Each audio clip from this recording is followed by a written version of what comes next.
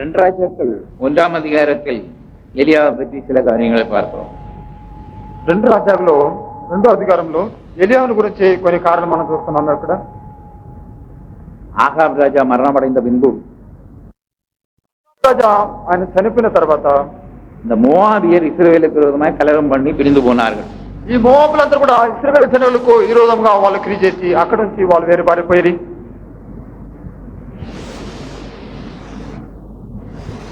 அகசியா என்று சொல்லக்கூடியவன் ராஜா என்ன செய்தான், மேல் வீட்டிலிருந்து கிராதியின் வழியாக விழுந்து வியாதிப்பட்டு போனான். ఈ అభిషేక్ రాజా మిద్దిమ నుంచి కింద పడి ఆయన చనిపోయాడు. அவன் தன்னுடைய ஆட்களை அனுப்பி பாகால் சேபுடத்தில் நான் பிழைப்பேனா என்று சொல்லி விசாரிக்க ஆட்களை அனுப்பினான். ఆయన మనుషులు పంపి నేను బ్రతుకునని చెప్పి ఆయన మనుషులుగా వర్తమానం పంపినాడు. உடனே கர்த்தருடைய தூதன் எலியாவோடு பேச ஆரம்பித்தான். తక్షణమే ప్రభు దేవదూతను ఎలియాతో మాట్లాడసాగిను. அந்த ஆட்களுக்கு எதிர்பட்டு போய் நீ அவர்களோடு சில காரியங்களை கேட்க வேண்டும் என்று சொன்னார். ఆయా మనుషులతో కూడా వెళ్ళి కొన్ని కార్యాలు కొన్ని సమస్యలను వాళ్ళ మూలంగా వినమని చెప్పసాగిను. இஸ்ரவேலிலே தேவன் இல்லை என்றா நீ பாகால் சேபுடத்தில் விசாரிக்க போகிறீர்கள் என்று சொல்லி கேட்க சொன்னார். ఇశ్రాయేలులో దేవుడు లేడని పాకాల దేవతను విచారించకపోవడానికి కారణం ఏమని చెప్పని అడిగింది. இப்படி நீ செய்தபடினால் நீ ஏர்ன கட்டிலிருந்து இறங்காமல் சாகவே சாவா என்று கர்த்தர் சொல்லுகிறார் என்று சொல்லி, ఈ విధంగా నువ్వు చేసిన దాని వల్ల నీవు ఎక్కిన మనసులో నుంచి దిగకుండా నిశ్చయముగా నువ్వు చనిపోతామని చెప్పి ఆయన చెప్పసాగి இதை அந்த ஆட்கள் போய் ராஜாவிடத்தில் சொன்னார்கள். ఈ సంగతులను కూడా ఆయన రాజుల మధ్యలో తీసుకుపోయి చెప్పసాగి அந்த ராஜா கேட்டான், அந்த மனுஷன் எப்படிப்பட்டவன்? ఆ రాజు అడుగుతున్నాడు, మీకు చెప్పిన మనిషి ఆ మనిషి ఎలాంటి వాడు? அதற்கு அவர்கள் சொன்னார், அவன் மயிருடைய தரித்து வார்க்கச்சை தன் அறையிலே கட்டி கொண்டிருக்கிறான். దానికి వాళ్ళు చెప్పి వస్త్రము ధరించిన వాడై రట్టి కట్టిన వాడుగా నిలబడి ఉన్నాడని చెప్తారు. அப்பொழுது ராஜா விளங்கி கொண்டான், அது திஸ்பீனாகிய எலியாதான். అప్పుడు నిజంగానే వాళ్ళని ఈయన నిజముగానే ఎలియావుగా ఉంటున్నాడని చెప్పి అనుకునే உடனே 50 பேரின் தலைவனை அனுப்பி 50 பேரை அனுப்பி சேவகரை அனுப்பி ராஜா வரும்படியாக எலியாவுக்கு ஆள் அனுப்பினான். తక్షణమే అతడు 50 మంది ఆయన సేవకులు పంపించి ఎలియావును రమ్మని చెప్తున్నాడని చెప్పి ఆయన చెప్పిన எலியா உடனே ஜெபம் பண்ணி வானத்திலிருந்து அக்கினியை இறக்கி எல்லாரையும் சாகடிச்சுட்டான். ఎలియా యొక్క క్షణము ప్రార్థన చేసి అగ్ని నుంచి దింపి వాళ్ళందరూ అక్కడ కూడా దహించి చేసిన. ரெண்டாவது இன்னும் 50 பேர் அனுப்பினான். రెండోసారి కూడా వాళ్ళు 50 మంది కూడా స్థలం మీద పోయి அவர்களே அக்கினியை இறக்கி அழிச்சு போட்டான். వాళ్ళు కూడా అగ్ని దహించున్నది. இதை பார்த்ததான 3வது தலைவன் என்ன பண்ணா, நமக்கு அழி வராமல் இருக்கணும்னா எலியாவிட்ட போய் முழங்கால் போட்டு நாம் அவரை பணிந்து கொள்வோம் என்று சொல்லி பணிந்து கொண்டான். ఈ చూసే మూడది గారు కూడా ఏం చేస్తున్నాడు, ఆయన ఇటువంటి భయంకరమైన సంభవన కూడా సమకూర్చుకున్నట్లు మనం ఆ స్థితులు సమానం చెప్పి అనుకుని సాగిను. அவன் சொன்னான், ஏற்கனவே வந்த 2 கூட்டத்தாரை நீர் அக்கினி இறக்கி அழித்து விட்டீர். అతను చెప్తున్నాడు, ఇంతకు ముందుకు వచ్చిన 2 కుటుంబాలు అందరూ కూడా నీవు అగ్నితో దహింపు చేస్తావని చెప్పి అడిగిను. என்னை அழித்து போடக்கூடாது என்று சொன்னான். నన్ను నువ్వు ఈ విధంగా దహించవద్దని చెప్పిన చెప్పసాగిను.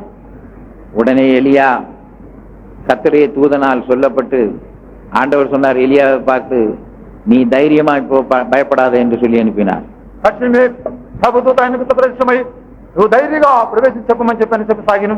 எலியா தைரியமா போய் இஸ்ரவேல்ல தேவன் இல்லை என்று சொல்லியா நீ பகல் சேபுடத்தில் ஆள் அனுப்பினாய், நீ ஏறின கட்டிலிருந்து இறங்காமல் சாகவே சாவாயின்னு சொல்லிட்ட. ఇశ్రాయేలు మధ్యలో దేవుడు లేడని చెప్పి నువ్వు పాకాల దగ్గర నువ్వు విసారించదు కాబట్టి నేను ఎక్కిన మంచపైన దిగువని నిజముగానే నువ్వు సత్యమని చెప్పాను. எலியா சொன்ன வார்த்தையின்படி அவன் இறந்து போனான். ఈ విధంగా ఎలియా చెప్పిన ప్రకారంగా అతడు చనిపోయాను. இப்ப தேவனிடத்துல விசாரிக்கிறதான் தேவன் விரும்புகிறார்.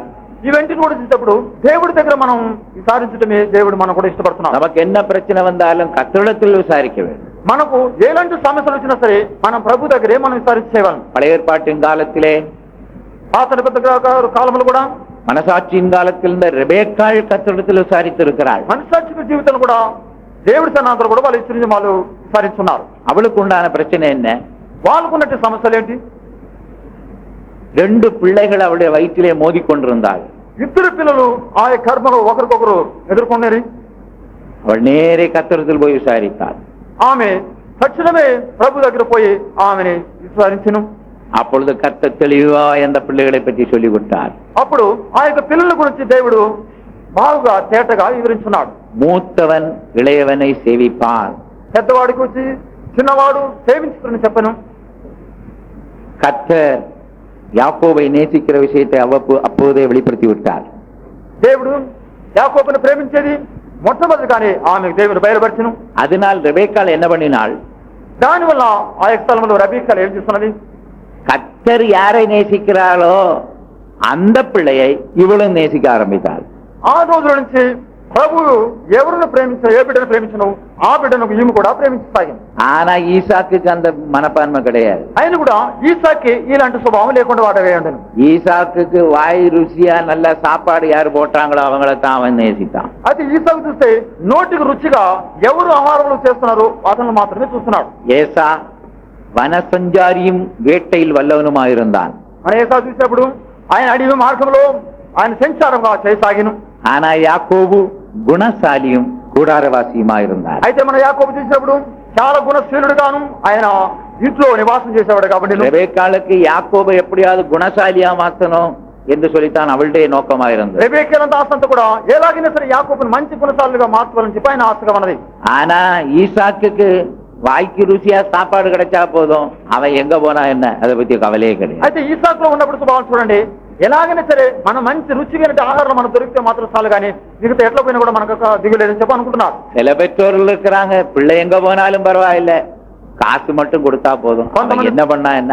కొంతమంది తల్లిదండ్రులు చూస్తున్నారు, నీవు ఎలాగైనా పోయినా సరే డబ్బులు మాత్రం సంపాదిస్తే మాకు చాలని చెప్పి అనుకుంటున్నారు. ஆனால் வேறு சிலர் இருக்கிறார்கள், అయితే కొంతమంది ఉన్నారు பணம் முக்கியம் இல்ல, பிள்ளைகளுடைய சுபாவம் தான் முக்கியம் என்று தீவிரமாயிருப்பார்கள். డబ్బులు ముఖ్యం కాదు కానీ పిల్లలు మంచి స్వభావాలే మనకు కావాలని చెప్పి చూసుకుంటున్నారు. ஆகையினால் அவர்கள் யாரோடு பழகுகிறார்கள், எங்கே வேலை செய்கிறார்கள், எப்படி சம்பாதிக்கிறார்கள் என்று கண்ணும் கருத்துமாயிருப்பார்கள். అందువల్లే ఈ పిల్లలు ఎక్కడితో స్నేహం చేస్తున్నారు, ఎవరితో మాట్లాడుతున్నారు అనే కార్యాలు చాలా ముఖ్యంగా వాళ్ళు ఉన్నారు. ரெபெக்காளுக்கு யாக்கோபு பற்றி பெரிய பாரம். రెబెక్కాలకు యాకోబుని గురించి గొప్ప భారం. ஏனென்றால் யாக்கோபை தேவன் நேசிக்கிறார். ఎందుకంటే ఈ యాకోబును దేవుడు ప్రేమిస్తున్నాడు. இளையவனாயிருந்தாலும் கர்த்தரால் அவன் நேசிக்கப்பட்டான். చిన్నవాడైనా సరే దేవుడు అతను ప్రేమిస్తున్నాడు. ஆகையினால் அவன் குணசாலியாய் மாறும்படி கூடாரவாசியாக்கி வைத்திருந்தாள். అందువల్లే మంచి గుణం కలిగిన వాడై ఆయన పూర్వములో ఇల్లు ఉంటుండేవాడుగా కనబడిన இந்த தாயானவள் அவனுக்கு விசுவாசத்தை கற்றுக் கொடுத்திருக்கிறாள். ఈ యొక్క తల్లి కూడా అతనికి మంచి విశ్వాసం చెప్పి నేర్పసాగిను. பாடுபடுதலை கற்றுக் கொடுத்தாள். శ్రమలు కష్టములలో ఏ విధంగా జీవించాలని కూడా ఆమె నేర్పుతున్నది. பாடுபடுதலை கற்றுக் கொடுத்திருக்கிறாள். శ్రమల గురించి కూడా వాళ్ళకి నేర్పించున్నాడు. கீழ்ப்படுதலை கற்றுக் கொடுத்திருக்கிறாள். విధేయతను కూడా వాళ్ళకి నేర్పించను. தன்னந்தனியாய் தெய்வத்தை நம்பி சார்ந்து ஜீவிக்கக்கூடிய ஒரு ஜீவியத்தை கற்றுக் கொடுத்திருக்கிறாள். తనితనిగా దేవుడు నమ్మి జీవించే ఒక జీవనం కూడా ఆమె నేర్పిస్తున్నది. ஆகையினால் தான் பிற்காலத்திலே அவன் அதை அபியாசத்திலே வாழ்க்கையிலே கொண்டு வந்தான். అందువల్లే వచ్చే ఒక కాలంలో ఈ కార్యములను కూడా ఆయన అత్య విశ్వాసంలో ఆయన తీసుకుని వచ్చినారు. ஆகையினால் பிள்ளைகளை பற்றி கூட கர்த்தரிடத்தில் விசாரிக்க. అందువల్లే మనం కూడా పిల్లల గురించి కూడా మన దేవుడి దగ్గర విచారణ చేయగలం. அப்போ அப்படி விசாரிக்கும்படி ஒரு மோதல் வயிற்றுல உண்டாச்சு. ఈ విధంగా దేవుడి తర్వాత విచారించేటప్పుడు ఈ గర్భంలో ఒకరికొకరు పోరాటం జరుగుతున్నాయి. உடனே கர்த்தரிடத்தில் போய் விசாரித்தாள். ఈమె తక్షణమే ప్రభు దగ్గర పోయి ఆమె విచారిస్తున్నది. நம்ம ஆட்கள்னா உடனே மெடிக்கல் செக்அப் தான் போவாங்க. అయితే మన వాళ్ళు చూసినట్టే తక్షణమే వాళ్ళు మెడికల్ కు పోయి చెకప్ చేస్తున్నారు. அது ஜிஹெச்சா, జిహెచ్ అయినా సరే, சிஎம்சியா, సిఎంసీ అయినా సరే, இல்ல అమెరికావా, లేదా అమెరికా అయినా సరే, செக்அப் செக்அப் செக்அப் చూడాలి చూడాలి చూడాలి. செக்அப் பண்ற நேரத்துல அவன் என்ன பண்றான்? అతను చూసేటప్పుడు అడగదు. ఆయన ఏం చెప్తున్నాడు? நீ வயரத்தான் செக் பண்ண போன, அவன் தலையே செக் பண்ணி அனுப்புவான். నీ యొక్క గర్భంనే చెకప్ మనం పంపిస్తున్నాం కానీ అతను తలనే ఆయన చూస్తున్నాడు. அப்படி செக்அப் பண்ண போய் தலையிலிருந்து கால் வரைக்கும் 1008 வியாதிகளை எழுதி கொடுத்துருக்கான். ఈ విధంగా మనం చూపించేటప్పుడు தலையில புண்ணு இருக்கு, తల్లు నుంచి కాళ్ళ వరకు ప్రతి వెంట వ్యాధులు చూపించి నీ యొక్క తల్లో పుండ్లు చెప్పి కూడా చెప్తున్నాడు. அது டியூமர். అది హ్యూమన్ కూడా உன் இருதயத்தை செக் பண்ணா இருதயத்துல ஓட்டை இருக்கு. నీ హృదయం కూడా చూపించేటప్పుడు నీ హృదయంలో కూడా కొన్ని బొక్కలు ఉన్నాయని చెప్తున్నాడు. உன் நுரையீரல்ல ப்ராப்ளம் இருக்கு. నీ యొక్క ఈలికలలో కూడా ఏదో ఒక సమస్యలు ఉన్నాయి. உன் குடல் இத்து இருக்குது, சீக்கிரம் கட் ஆயிடும். నీ యొక్క ప్రేగులు కూడా చాలా శనిగా ఉన్నాయి కాబట్టి తొందరగా కట్ అవుతాయని చెప్తున్నారు. உன் கால்ல பயங்கரமான ஒரு வேதனை இருக்கு. నీ యొక్క కాళ్ళలో కూడా ఏదో ఒక పెద్ద వేదన కూడా ఉందని చెప్తున్నారు. உன் ஸ்பைனல் கார்டு டிஸ்லோகேஷன் ஆயிடும். నీ యొక్క స్థలపులములు కూడా సరే చాలా మోసమైన స్థలములుగా నడుస్తుందని చెప్తున్నారు. இப்ப இதை நீ செய்யாவிட்டா இன்னும் ஒரு மாசத்துல நீ போயிட வேண்டியதுதான். నీ ఇప్పుడే ఇవన్నీ నువ్వు చేయకపోయినావంటే ఒకే ఒక నెల లోపలే నువ్వు చనిపోతావని చెప్తున్నారు. டாக்டர் எவ்வளவு செலவாகும்? డాక్టర్ చెప్తున్నాడు, ఆ డాక్టర్ దగ్గర అడుగుతున్నా ఎంత దీనికి డబ్బు அது సెలవుతుంది. இப்ப நீ అడ్మిట్ ஆனா 1 லட்சம், இன்னும் ஒரு மாசம் பொறுத்துன்னா 3 லட்சம். ఇప్పుడు నువ్వు అడ్మిషన్ అయినావంటే 1 లక్షం, అది ఒక నెల అయిపోయిన తర్వాత అడ్మిషన్ అయితే 2 లక్షలు అవుతుందని చెప్తున్నాడు. உடனே இவர் என்ன பண்றாரு? తక్షణం ఈయన ఏం చేస్తున్నాడు, ஊரெல்லாம் போய் கடன் வாங்கிட்டு போய் అడ్మిట్ ஆயிரு. ఇప్పుడు ఊర్లంతా పోయి డబ్బు బాగా తీసుకొని వడ్డీకి తీసుకొని ఇప్పుడు ఆయన అడ్మిషన్ கடைசியில ஒரு 3 மாசம் பொறுத்தா என்ன செய்தி வருது? తర్వాత 3 నెలల తర్వాత అక్కడ నుంచి వర్తమానం ఏమొస్తున్నది, பாடி வந்து வீட்டுக்கு சேர்ந்துருக்கு. ఆ యొక్క శరీరం ఇంటికి వచ్చి చేరుతున్నది. ஒழுங்கான பாடியா வந்து சேர்ந்துச்சா? అది సరైన బాడీగా వచ్చినదా? இல்ல. లేదు. அவன் எவ்வளவுக்கு எவ்வளவு உள்ள இருந்து எடுக்கணுமோ எல்லாம் எடுத்துட்டான். వాడు ఎంతవరకు శరీరం నుంచి తీసుకున్న వెంటనే కూడా తీసుకున్నాడు. கடைசியில கூர் போட்டு அனுப்பி இப்ப கூடையில வச்சு அனுப்பி இருக்கான். కడిసలో వాటి వెంటనే తగ్గొట్టి దాన్ని కట్టి మూట కట్టి ఇప్పుడు ఇంటికి పంపిస్తున్నాడు. இப்ப போனது எப்படி? ఇప్పుడు పోయేది ఏ విధంగా పోయిన? நல்ல சரீரத்தோட. మంచి శరీరంలో పోయాను. இப்ப வந்தது எப்படி? ఇప్పుడు వచ్చేది ఇప్పుడు ఏ విధంగా వస్తున్నది? அது இந்த கசாப்பு கடையில வாங்குறது போல ஒரு 10 கிலோ இறைச்சி வாங்குறது போலதான். అక్కడ బావి దగ్గర తగ్గొట్టి మాంస ప్రకారం. பிரியமானவர்களே, காரணம் என்ன? ప్రియమల్లారా, ఇవేంటి కారణం ఏమిటి? చెకప్. మనం అక్కడ చూపించిన దాని వల్ల, மெடிக்கல் చెకప్. అక్కడ మనం డాక్టర్ దగ్గర చూపించిన దాని వల్ల. ரெபேக்காளுடைய விசுவாசம் பாருங்க. కానీ ఇక్కడ రెబెక్కా கர்த்தரிடத்தில் போய் விசாரித்தாள். ఆమె ప్రభు దగ్గర పోయి విచారణ చేస్తున్నది. கர்த்தர் தெளிவா சொன்னார், ரெபேக்காளே, உன் வயிற்றிலே மோதி கொண்டிருப்பது என்னவென்றால் உனக்குள்ளே 2 பிள்ளைகள் உருவாகி இருக்கிறது. ప్రభు ఆమెకు తేటగా తెలివిగా బయలుపరిచినాడు, నీ యొక్క గర్భంలో 2 పిల్లలు అక్కడ పెరుగుతున్నారని చెప్తాగిన.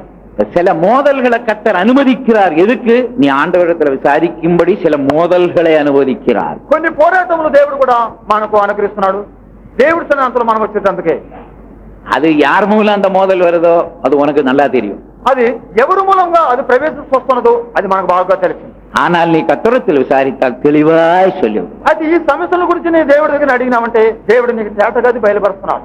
இங்கே ராஜாதான் இவன், ஆனாலும் கூட கர்த்தரிடத்தில் விசாரிக்காமல் பாகால் சுயனிடத்தில் விசாரிக்க ఇక్కడ போகிறான். రాజు చూసినప్పుడు ఆయన దేవుడి దగ్గర విచారణ చేయకుండా అతడు బాధల దగ్గర పోయి విచారిస్తున్నాడు. அது ఆண்டவருக்கு மிகவும் வேதனை ஆயிற்று. ఈ కార్యంలో దేవుడు చూసినప్పుడు ఆయన చాలా இஸ்ரவேலிலே தேவன் இல்லை என்றா நீ ஆட்களை அங்கே அனுப்புகிறாய். ఇశ్రాయేలు మధ్యలో దేవుడు లేడేనా అని స్థలంలో పంపిస్తున్నావు. நம்முடைய இயேசுவுக்கு ஒரு பேர் உண்டு, ஆலோசனை கர்த்தா. మనకు ప్రభు మన దేవుడు కూడా యేసు ప్రభు కూడా మంచి పేరు ఉన్నది, మన ఆలోచన దేవుడు అని. உங்களை என்ன பிரச்சனைக்கு ஆலோசனை கேட்டால் ஆண்டவர் உங்களுக்கு அதை சொல்லி தருவார். మనం ఎలాంటి ఆలోచన కూడా మన దేవుడి దగ్గర మనం అడిగినామంటే అవి దేవుడు మనకు బయలుపరుస్తున్నాడు. அது படிப்பு விஷயமா, అది చదివే కార్యములా, வேலை விஷயமா, లేక నీకు ఉద్యోగ సమస్యలా, கல்யாண காரியமா, పెళ్లి కార్యములా, வீடு வாங்குற விஷயமா, లేక ఒక ఇల్లు తీసుకున్న కార్యములా, நீ ஊழியத்துக்கு போற விஷயமா, లేక నువ్వు సేవకు పోయే కార్య సమస్యలా, உன் ஆன்மீக காரியமா, లేక నీ ఆత్మ సంబంధమైన కార్యములా, எழுத்துக்குரிய காரியமா, లేక రక్షణవంతమైన కార్యములా, பிள்ளைகளை பற்றியா, పిల్లల గురించా, கர்த்தரிடத்தில் விசாரித்தார், அவர் உனக்கு பதில் அளிப்பார். నీవు దేవుడి దగ్గర నువ్వు విచారించినంటే దేవుడి కార్యం అంటూ కూడా నీకు బదులిస్తున్నాడు. இஸ்ரவேலில் தேவன் இல்லை என்று சொல்லியா நீ பாகால் சுயனிடத்தில் ஆள் அனுப்புகிறாய் என்று கேட்கிறார். ఇశ్రాయేలు మధ్యలో దేవుడు లేడని చెప్పి నీవు పాకాల దగ్గరకు నువ్వు మనిషిని పంపిస్తున్నావు అని పడుతున్నాడు. இதனால என்ன நடந்தது? ఈ విధంగా చేసిన ఏం జరిగినది? நீ ஏறின கட்டிலிருந்து இறங்காமல் சாகவே சாவாய். దీనివల్ల ఏం జరిగింది? నీ వెక్కిన మనసు నుంచి దిగకుండా నువ్వు చనిపోతామని చెప్పి సాగిన. அந்த வார்த்தையின்படியே அவன் மரித்து போனான். ఈ వాక్యం ప్రకారంగా అతడు చనిపోతున్నాడు. சரி, இப்படி செய்தி கொடுத்த நேரத்தில் இவன் கொஞ்சம் தாழ்த்த வேண்டாமா? ఇప్పుడు వర్తమానం వచ్చేటప్పుడు అతడు తగ్గించుకోమలేదా? ஆகாப் ராஜாக்கு எலியா தீர்க்கதரிசி சொன்ன வார்த்தையை கேட்ட உடனே ரெட்டுடித்து சாம்பலிலே உட்கார்ந்தானே. ఆగాములుగా ఎలియాములకు వచ్చిన వర్తమానం విని ఆయన కోని పళ్ళు కట్టుకుని ఆయన సాయనం. இல்லாவிட்டால் அந்த எலியா தீர்க்கதரிசியை தேடி இவன் போயிருக்கணும். లేకపోతే అతడు ఎలియా దీర్ఘదర్శిని ప్రవక్తని ఆయన ఎత్తులోడి పోవాలి. தீர்க்கதரிசியை கூப்பிடுறதுக்கு 50 சேவகர்களை அனுப்பணுமா? ప్రవక్తని పిలిపించాలని 50 మంది సేవకులు కావాలనా? எலியா பார்த்தா அவர்கிட்ட தான் வரம் இருக்கு. ఏంటంటే ఆయనలో ఒక గొప్ప వరం క్రియేస్తున్నది. அந்த வரத்தினால் என்ன செய்தான்? வானத்தில் அக்கினி இறக்கி வந்த சேவகர்களை எல்லாம் அழித்து போட்டான். ఆయనలో ఉన్నట్టు ఒక వరం, దానివల్ల ఆకాశం నుంచి అగ్ని పంచి వాటన్నిటిని కూడా దహించను. இரண்டாவது இன்னும் 50 சேவகர்கள் போனார்கள். ఇంకా కూడా 50 మంది సేవకులు కూడా పోయేది. அவர்களை அழித்து போட்டான். వాళ్ళు కూడా అక్కడ దహిస్తున్నవారు. மூணாவது சேனாதிபதிக்கு தான் ஒரு விளக்கம் கிடைச்சது. நாமும் அவனிடத்து போனா அழிந்து போவோம்னு சொல்லி முழங்கால் போட்டான். போன உடனே முழங்கால் போட்டான். మూడో సేనాపతికి ఈ యొక్క ప్రవర్తన దొరికిన ఇక నా విధంగా నేను చనిపోకుండా ఆయన విధేయత కావాలి. கடைசியில அவன் மேல் எலியா எந்த விதமான ஆக்கினியும் கொடுக்கவே இல்லை. అయితే కడిసిలో ఎలియా కూడా ఆయన పైన ఎలాంటి ఒక కార్యం ఆయన చేయలేదు. தேவன் சில காரியங்களை எச்சரிக்கும் பொழுது உடனே தாழ்த்த வேண்டும், உடனே மனஸ்தாபப்பட வேண்டும், உடனே மனம் திரும்ப வேண்டும். దేవుడు మనకు కొన్ని కార్యాలు ఆయన చెప్తున్నప్పుడు మనమన్న సంపూర్ణంగా తగ్గించుకొని చాలా విధేయతగా మనకు కనపడవలను. அப்படி அவர்கள் தாழ்த்தாதபடியினால் தான் அவர்களுக்கு அழிவு வந்தது. ఈ విధంగా వాళ్ళు తగ్గించుకోకుండా దాని వల్లే ఇలాంటి కార్యములు వాళ్ళకి. மூணாவது சேனாதிபதி தன்னை தாழ்த்தி விட்டார். అయితే మూడో సేనాపతి ఆయన సంపూర్ణంగా என்னுடைய பிராணன் நம்முடைய பார்வைக்கு அருமையா இருப்பதா, నా యొక్క జీవము నీ దృష్టిలో అది ఎంతో శ్రేష్టంగా மற்றவர்களை அடித்தது போல என்னை அடித்து போடாதே. వచ్చిన వాళ్ళు చంపినట్టుగా నన్ను కూడా నువ్వు చంపవద్దని. கடைசியில எலியா இவனை அடிக்கவே இல்லை. అయితే కడిసిలో ఎలియా అతను చంపనే లేదు. எந்த நேரங்களிலும் சரி யார் யார் தங்களை தாழ்த்துகிறார்களோ அவர்கள் மேல் தேவ இரக்கம் வந்திருக்கிறது. ఏ సమయంలో సరే ఏ సమయంలో సరే ఎవరు తగ్గించుకుంటారో వాళ్ళపైన దేవుడు ఎంతో కనికరం వాళ్ళు వాడుగా కనబడుతున్నాడు. வருஷ கடைசியில நமக்கு உண்டாக வேண்டிய முக்கியமான காரியம் அதுதான். ఈ సంవత్సరముల కడిసిలో వచ్చిన వారు మనకు కూడా ఈ సమస్యలు మనకు ముఖ్యంగా కావాలి. நாம் செய்த தவறுகளுக்கேற்ற தண்டனை வந்திருக்குமானால் நாம் இதற்கு முன்னால் நிர்மூலமாகி இருப்போம். మనము చేసినట్టు తప్పులు సరైన దేవుడు మనకు శిక్షించమంటే ఎప్పుడో మనం నిర్మూలన చేయబడిన వారమే ఉందాం.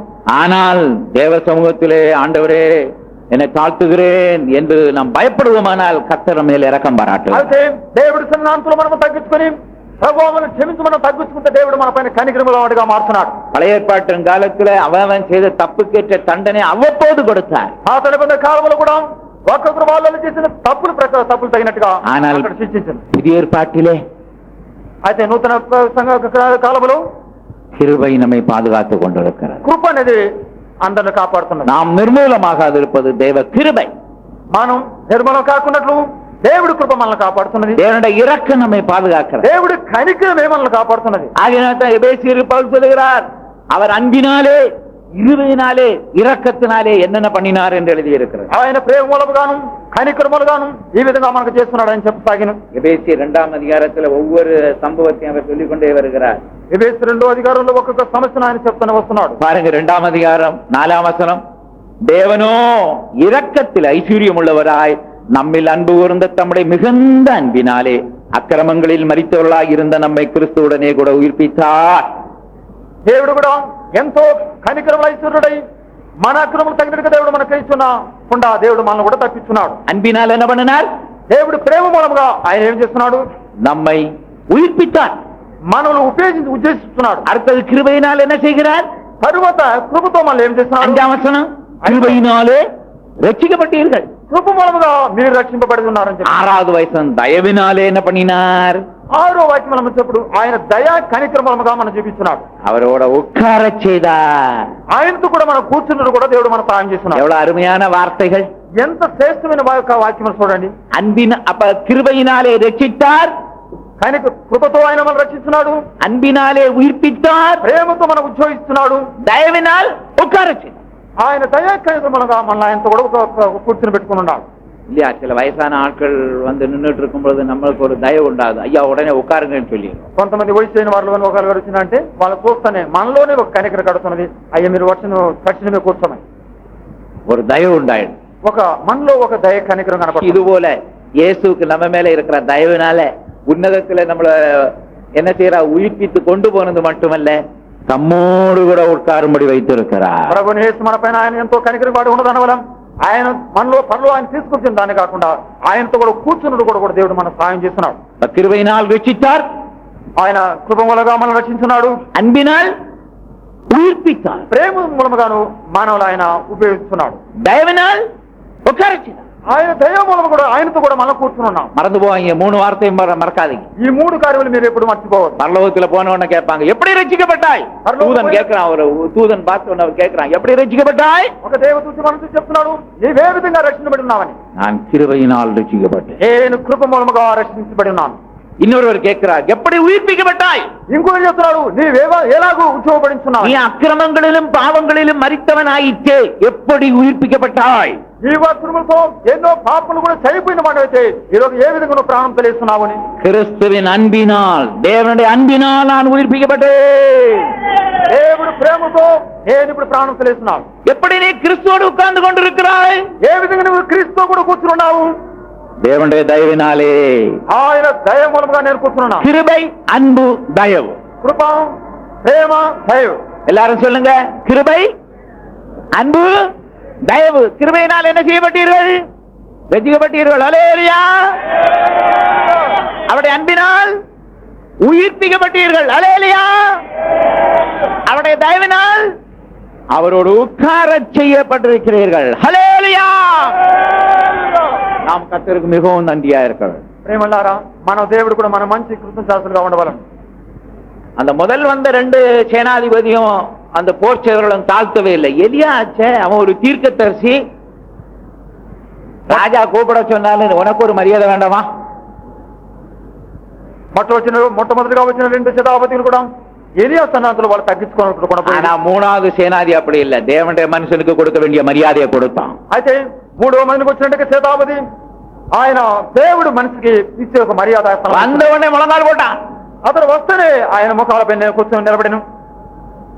ஒரு தடவை நியூ இயருக்கு பிரதர் ராஜன் வந்து பாஸ்டர் பிலிப்பை பார்க்காம போயாச்சு. ఒక సంవత్సరం, కొత్త సంవత్సరంలో రాజును పిలిపిని చూడకుండా ఆయన వెళ్ళిపోయాను. அப்ப பாஸ்டர் பிலிப், அந்த ராஜன் எங்க நியூ இயர் வந்து என்ன பார்க்கவே இல்லையேன்னு ரொம்ப கோபத்துல இருந்தார். అప్పుడే పిలిప్ అడిగినాడు, పాస్టర్ ఈమె రాజును వచ్చి కూడా నన్ను చూడకుండా పోయినాడని చెప్పి అడిగింది. அப்போ நானும் பிரதர் சாமும் போய் ராஜன் சொல்லிட்டேன், ராஜன் ரொம்ப கவனமா போங்க, பாஸ்டர் பிலிப் ரொம்ப கோபத்துல இருக்காரு. நீங்க என்னத்துக்கு நியூ இயர்ல அவரை பார்த்து விஷ் பண்ணலை, கிஸ் பண்ணல, புஷ் பண்ணல, 3 காரியம் செய்யணுமா வேண்டாமா? நியூ இயர் வந்துருச்சுன்னா பரிசுத்தவான்களை விஷ் பண்ணணும், கிஸ் பண்ணணும், புஷ் பண்ணணும். కొత్త సంవత్సరం వచ్చినట్టే పరిశుద్ధాలను మనం ప్రేమించి వాళ్ళు బుద్ధి పెట్టుకోవాలి, వాళ్ళతో కూడా ఐక్యం కలిగి వాడుకోవాలి. அப்ப ராஜனுக்கு என்ன செய்யறதுன்னு தெரியாது. ఈ సంగతి చూసినప్పుడు రాజునికి ఏం చేయాలో తెలియకుండా పోయింది. நாங்க இவர் என்ன பண்றாருன்னு பார்க்க நாங்க பின்னாலே போறோம். మేము కూడా ఈయన ఏం చేయబోతున్నారో చూద్దామని చెప్పి ராஜன் திட்டு வாங்குறத எங்களுக்கு பாக்குறதுக்கு ஒரு சந்தோஷம். రాజును ఒకవేళ తిట్టారంటే ఇది చూసేదానికి మాకు బాగా సంతోషం. அதனால நானும் சாமும் பின்னால போயிட்டே, దానివల్ల నేను శ్యాము మేము వెనకాలనే పోతుంటాం. அப்போ நாங்க பேசிக்கிறோம், இன்னைக்கு ராஜன் என்ன வழி ஆகுதோ தெரியாது. பிலிப் பயங்கரமா, அவருக்கு முகம் எல்லாம் சிவந்து நிக்கிறார். మేము చాలా కష్టపడుతుంది, రాజు ఈ రోజు ఏం చేయబోతుందో తెలియదు, ఫిలిప్ ముఖం చాలా కష్టంగా ఉండదని చెప్పాను. ராஜன் என்ன பண்ணா தெரியுமா? ఆ సమయంలో ఈ రాజుని ఏం చేస్తున్నట్టు பாஸ்டர் பிலிப் அங்க பார்த்த உடனே ஒன்னும் பேசல, நேர போய் முழங்கால போய் நின்னுட்டார். రాజు ఫిలిప్ చూస్తానే తక్షణమే పోయి ఆయన పాదముల కింద పడిను. பாஸ்டர் பிலிப்புக்கு என்ன செய்யணும்? ఆ సమయంలో పాస్టర్ ఫిలిప్ కి ఆయన ఏం చేయవని కూడా ఆయన తెలియలేకపోయాను. ஒன்னும் கேட்கல, ఏం అడగలేదు. தலையில கை வச்சு, ஆண்டவரே இந்த வருஷம் எல்லாம் இவனை பாதுகாக்கணும், பலப்படுத்தணும், கிருபையினால் நிரப்பணும், சரி போயிட்டு வா ராஜன் சொல்லி விட்டார். తక్షణమే తల మీద చేలిపెట్టి ప్రభువా ఈ సంవత్సరంతో కాపాడును, పోషించమని చెప్పి ఆయన ఇవన్నీ చెప్పి ఆయన పోయిరమని చెప్పి ராஜன் தப்பிச்சிட்டீங்களேன்னு.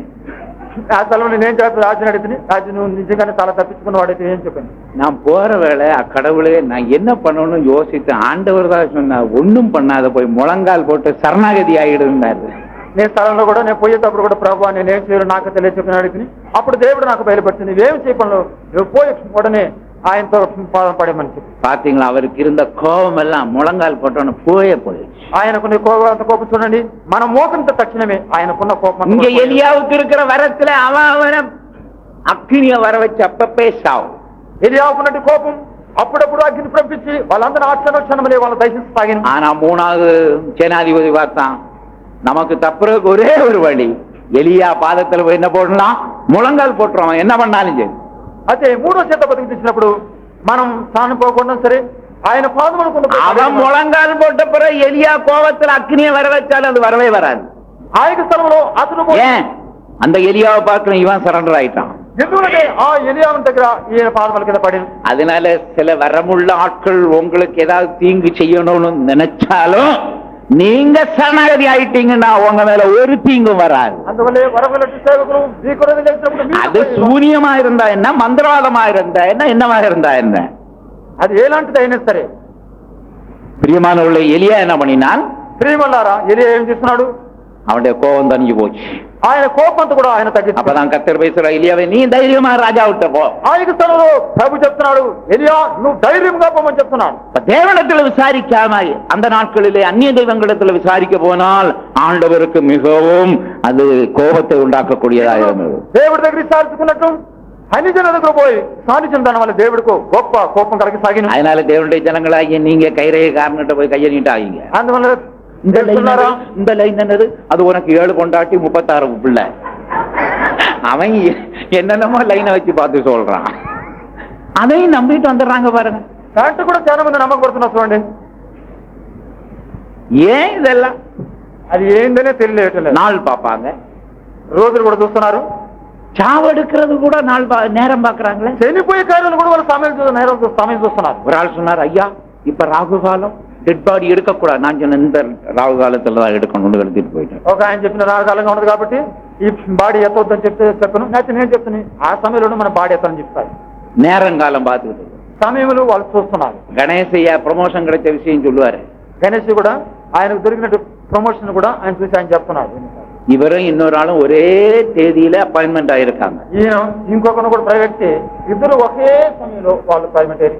2 பேரும் பரீட்சை எழுதுறாங்க. ఇద్దరు కూడా పరీక్షలు రాసి 2 பேருக்கும் ஒரே மார்க். అయితే ఇద్దరికి ఒకే మార్కులు, ఒకటిగా మార్కులు వచ్చింది. யாருக்கு ப்ரமோஷன் கொடுக்கறது? ఎవరికి వాళ్ళలో ప్రమోషన్ ఇవ్వాలను? அட்மிஷன் டேட் ஒண்ணு, అడ్మినిస్ట్రేషన్ ఒకటి, எக்ஸாமினேஷன் பாஸ் பண்ணி இருக்கிற ஒண்ணு போல. ఎగ్జామ్ కూడా వాళ్ళు పాస్ ఒకటిగా. ஆபீசர் கேட்டாரா, దీనికి ఆఫీసర్ కూడా అడిగినాడు. அப்ளிகேஷன் சீனியாரிட்டி யாருன்னு கேட்டார். అప్లికేషన్ ఇచ్చిన వాళ్ళు మొదటి ఇచ్చిన వాళ్ళు ఎవరైనా చెప్పింది.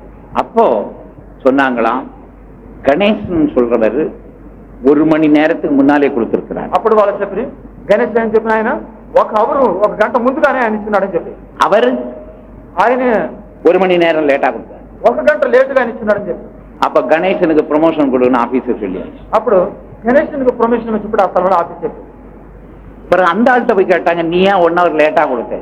అప్పుడు తక్షణమే ఆ మనిషిని చూసి చెప్పి, అయితే నీవెందుకు 1 గంట లేటుగా ఇచ్చావు? ஐயோ நான் ராகு காலம் பார்த்துட்டு இருந்து லேட்டா கொடுத்தேன். అయ్యో నేను రాహుకాలం చూసినాను వల్లే నాకు టైం అయిపోయిందని చెప్పి. கணேசி அந்த காலம் ஒண்ணும் பார்க்கல, அது ராகு காலமோ அந்த காலமோ இந்த காலமோ அவரு கரெக்டா நேரத்துல అయితే கொடுத்து. గణేష్ రాహుకాలము లేక ఆ కాలము ఈ కాలం చూడకుండా ఆయన ఆ సమయంలో ஆகையினால் தேவனுடைய பிள்ளைகளாகிய நமக்கு என்னத்த காலம் வேண்டி கிடக்கு? ప్రేమలారా, మనం దేవుడి బిడ్డలైన మనం కాలం నెరవేరేమని. கத்தரனை குடுனா உடனே குடு. దేవుడు ఇవ్వమంటే వడనే మీరు ఇవ్వండి. நம்ம நேரமும் காலமும் பார்க்க வேண்டிய ஆட்கள் அல்ல. మనం రోజులు కాలములు చూసే మనుషులు కాదు. சிலருக்கு அந்த குறிப்பிட்ட நாள் தான் கல்யாணம் வைப்பாங்க. కొంతమంది చూసినప్పుడు తగినట్టు సమయంలో పెళ్లి చేస్తున్నాం. நமக்கு அது கிடையாது. మనకు ఎంట్రీ కూడా நம்ம எந்த நாளும் வைக்கிறோம். మనకు ఎప్పుడు కూడా మన కార్యం చేసుకోవచ్చు. பிரியமானவர்களே, ప్రేమలారా, கர்த்தரிடத்தில் விசாரிக்க போவோம். మనం దేవుడి దగ్గర మనం విచారించేవాళ్ళం. கர்த்தர் என்ன சொல்றாரு அதன்படி செய்தார். பாருங்க, கணேசியாவுக்கு ஆண்டவர் சொன்னதன்படி செய்தார், ப்ரமோஷன் வந்தாச்சு. దేవుడు చూడండి, దేవుడు ఆయనకి ఏ విధంగా చెప్పిన ఆ విధంగా ఆయన చేసిన దానివల్ల దేవుడు ఆయనకు ప్రమోషన్ ఇస్తున్నాడు. இங்கே ஆண்டவர் எலியாவின் மூலமாக ராஜாவை எச்சரிக்கிறார். ఈశ్వరుడు సమయం చూసినప్పుడు ఎలియా మూలంగా రాజును ఆయన, இஸ்ரவேலிலே தேவன் இல்லை என்றா நீ பாகால் இடத்தில் போய் விசாரிக்க போனாய். ఇశ్రాయేలులో దేవుడు లేడని చెప్పా నేను పాకాల దగ్గర పోయి విచారించితివి. நீ ஏறின கட்டில இருந்து இறங்கவே மாட்டாய், சாகவே சாவாய். నీవు ఎక్కిన మంచంలో నుంచి నీవు నిజంగా దిగకుండా నిజంగానే చనిపోదు అని చెప్తాడు. பிரியமானவர்களே, ప్రేమలారా, பழைய ஏற்பாட்டின் காலத்தில் அவ்வப்போது தண்டனை கிடைத்தது. புதிய ஏற்பாட்டின் காலத்தில் அப்படி அல்ல.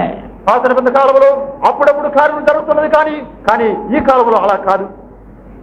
கர்த்தருடைய மேல் நீடிய பொறுமை உள்ளவராயிருக்கிறார். దేవుడు ఆయన చాలా కనికరం వల్ల దేవుడు. ஆனால் நாம் நம்மை தாழ்த்தி சுத்தி எடுத்து கர்த்தருடைய பக்கம் திரும்ப வேண்டும். ఆయన కూడా మన దేవుడి సన్నిధిలో మనం తగ్గించుకొని మన శుద్ధీకరించుకొని మన దేవుడి సన్నిధికి రావాలని. இப்ப அடுத்த சீனுக்கு கடந்து போறோம். రెండవ అధికారంలో మనం తిరిగిపోతున్నాం. ஆண்டவர் எலியாவை எடுக்கணும்னு திட்டம் போட்டார். తరువాత ఎలియావును ఎలాగైనా పైకెత్తాలని చెప్పి ఆయన దేవుడు తీర్మానం చేస్తున్నాడు. அவனை சுழல் காட்டில் எடுக்கணும்னு திட்டம் போட்டார். ఆయన సుడి గాలిలో ఆయన ఎత్తుకోవాలని చెప్పి ఆయన తీర్మానం చేశారు. எடுத்துக்கொள்ளப்படுதலை நாம் ஏன் விசுவாசிக்கிறோம்? ప్రాణులు ఎత్తే కార్యంలో చూసి మనం ఎందుకు విశ్వస్తున్నాము? எடுத்துக்கொள்ளப்படுதல் ஒண்ணு இருக்கு, இங்கிலீஷ்ல ராப்சர்னு ஒண்ணு இருக்கு. ఎత్తేటువంటి కార్యాల గురించి చెప్పబడుతున్నారు. உயிர்த்தெழுதல்னு ஒரு வார்த்தை, எடுத்துக்கொள்ளப்படுதல்னு ஒரு வார்த்தை. మనం ప్రాణములకు పైకెచ్చే వాక్యముల గురించి మనం చెప్తున్నాం. கிறிஸ்துவுக்குள் மரித்தவர்கள் முதலாவது எழுந்திருப்பார்கள், பின்பு நாமும் அவரோடு கூட எடுத்துக்கொள்ளப்பட்டு இவ்விதமாய் எப்போதும் கர்த்தரோடு கூட இருப்போம். మొట్టమొదటిగా క్రీస్తులో చనిపోయిన వారిని పైకి లేస్తున్నారని చెప్పి తరువాత మనం అందరూ కూడా పైకి వెళ్ళవచ్చు. அப்ப அந்த எடுத்துக்கொள்ளப்படுதல் ஒரு வார்த்தை வருது. దీంట్లో ఎత్తుకునే సంటికారుల గురించి ఒక అర్థం కూడా స్థలంలో మనకు. அந்த எடுத்துக்கொள்ளப்படுதலை நமக்கு ஆண்டவர் விளங்க செய்யும்படி மனசாட்சியின் காலத்தில் ஒரு மனுஷனை எடுத்தார், நியாயப்பிரமாண காலத்தில் ஒரு மனிதனை எடுத்தார். మనసాక్షి రోజులు కూడా దేవుడు ఒక మనిషిని ఇచ్చినట్టే అదే విధంగా நியாயப்பிரமாண కాలములు కూడా ఆ విధంగా మనిషిని పైకి. மனசாட்சியின் காலத்தில் எடுத்துக்கொள்ளப்பட்ட மனிதன் பேர் ஏனோக்கு.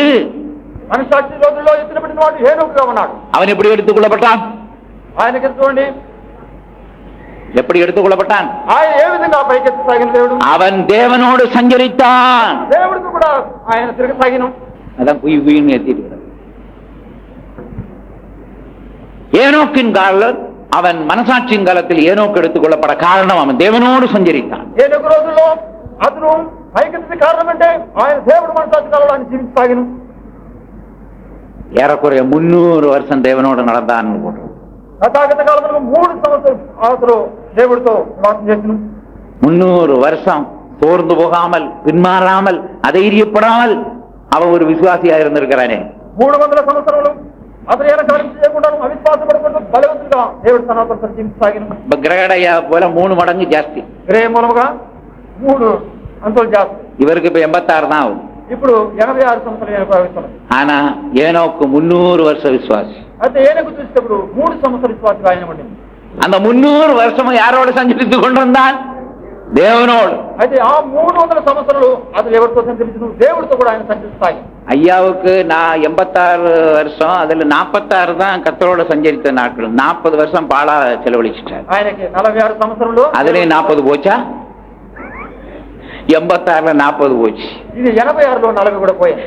இப்படி கூட்டி கழிச்சு கணக்கு போட்டா நமக்கு எத்தனை வருஷம் ஓடி போயிடும். ఈ విధంగా మనం పోయినప్పుడు మనకి ఎన్నో సంవత్సరాలు కూడా మనకు. ஆனா ஏனோக்கு 300 வருஷம் கர்த்தரோடு சஞ்சரித்தான். అయితే మనం ఏనోకును చూసినప్పుడు 300 సంవత్సరాలు ఆయన దేవుడితో కూడా సంచరిస్తున్నాడు. எப்படி சஞ்சரித்தான்? అసలు ఏ విధంగా దేవుడితో సంచరి குமாரரையும் குமாரத்திகளையும் பெற்று, కుమారులు కుమార్తెలు పుట్టినవాడే.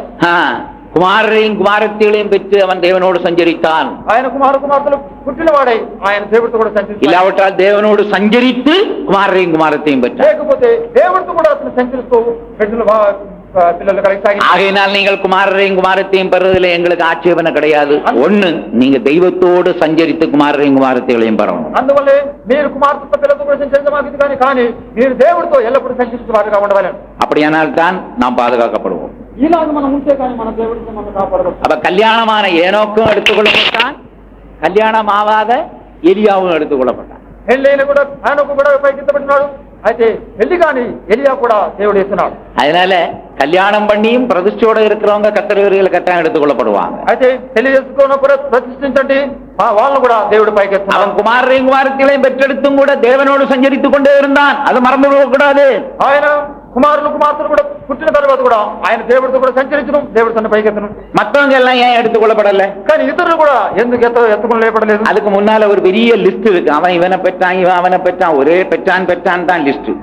అంతకు ముందుగా మనం చూసినప్పుడు వాళ్ళ அதை வாசித்தாலே வேடிக்கையா இருக்குது பாருங்க. మనం చదివినామంటే 9ஆம் வசனத்திலிருந்து படிச்சா ஒரே பெற்றான் தான், வேற ஒரு ஜோலியும் கிடையாது. మనం 9 వాక్యం ஏனோ 90 வயதான போது கேனோனை பெற்றான். கேனானை பெற்றவன் 815 வருஷம் உயிரோடு இருந்து குமாரத்தையும் குமாரத்தையும் பெற்றான். ஏனோசுடைய நாளெல்லாம் 905 வருஷம் அவன் மரித்தான். கேனான் 70 வயதான போது மகளாயலை பெற்றான். கேனான் மகளை பெற்ற பிறகு அவனை பெற்றான், இவனை பெற்றான், வந்துட்டே இருக்கு. நீங்க படிச்சு பாருங்க, ஒரே பெற்றான் தான், வேற ஒரு வேலையும் கிடையாது. చూడండి, సంవత్సరం పుట్టిన அவன் இவனை பெற்றான், இவன் அவனை பெற்றான்.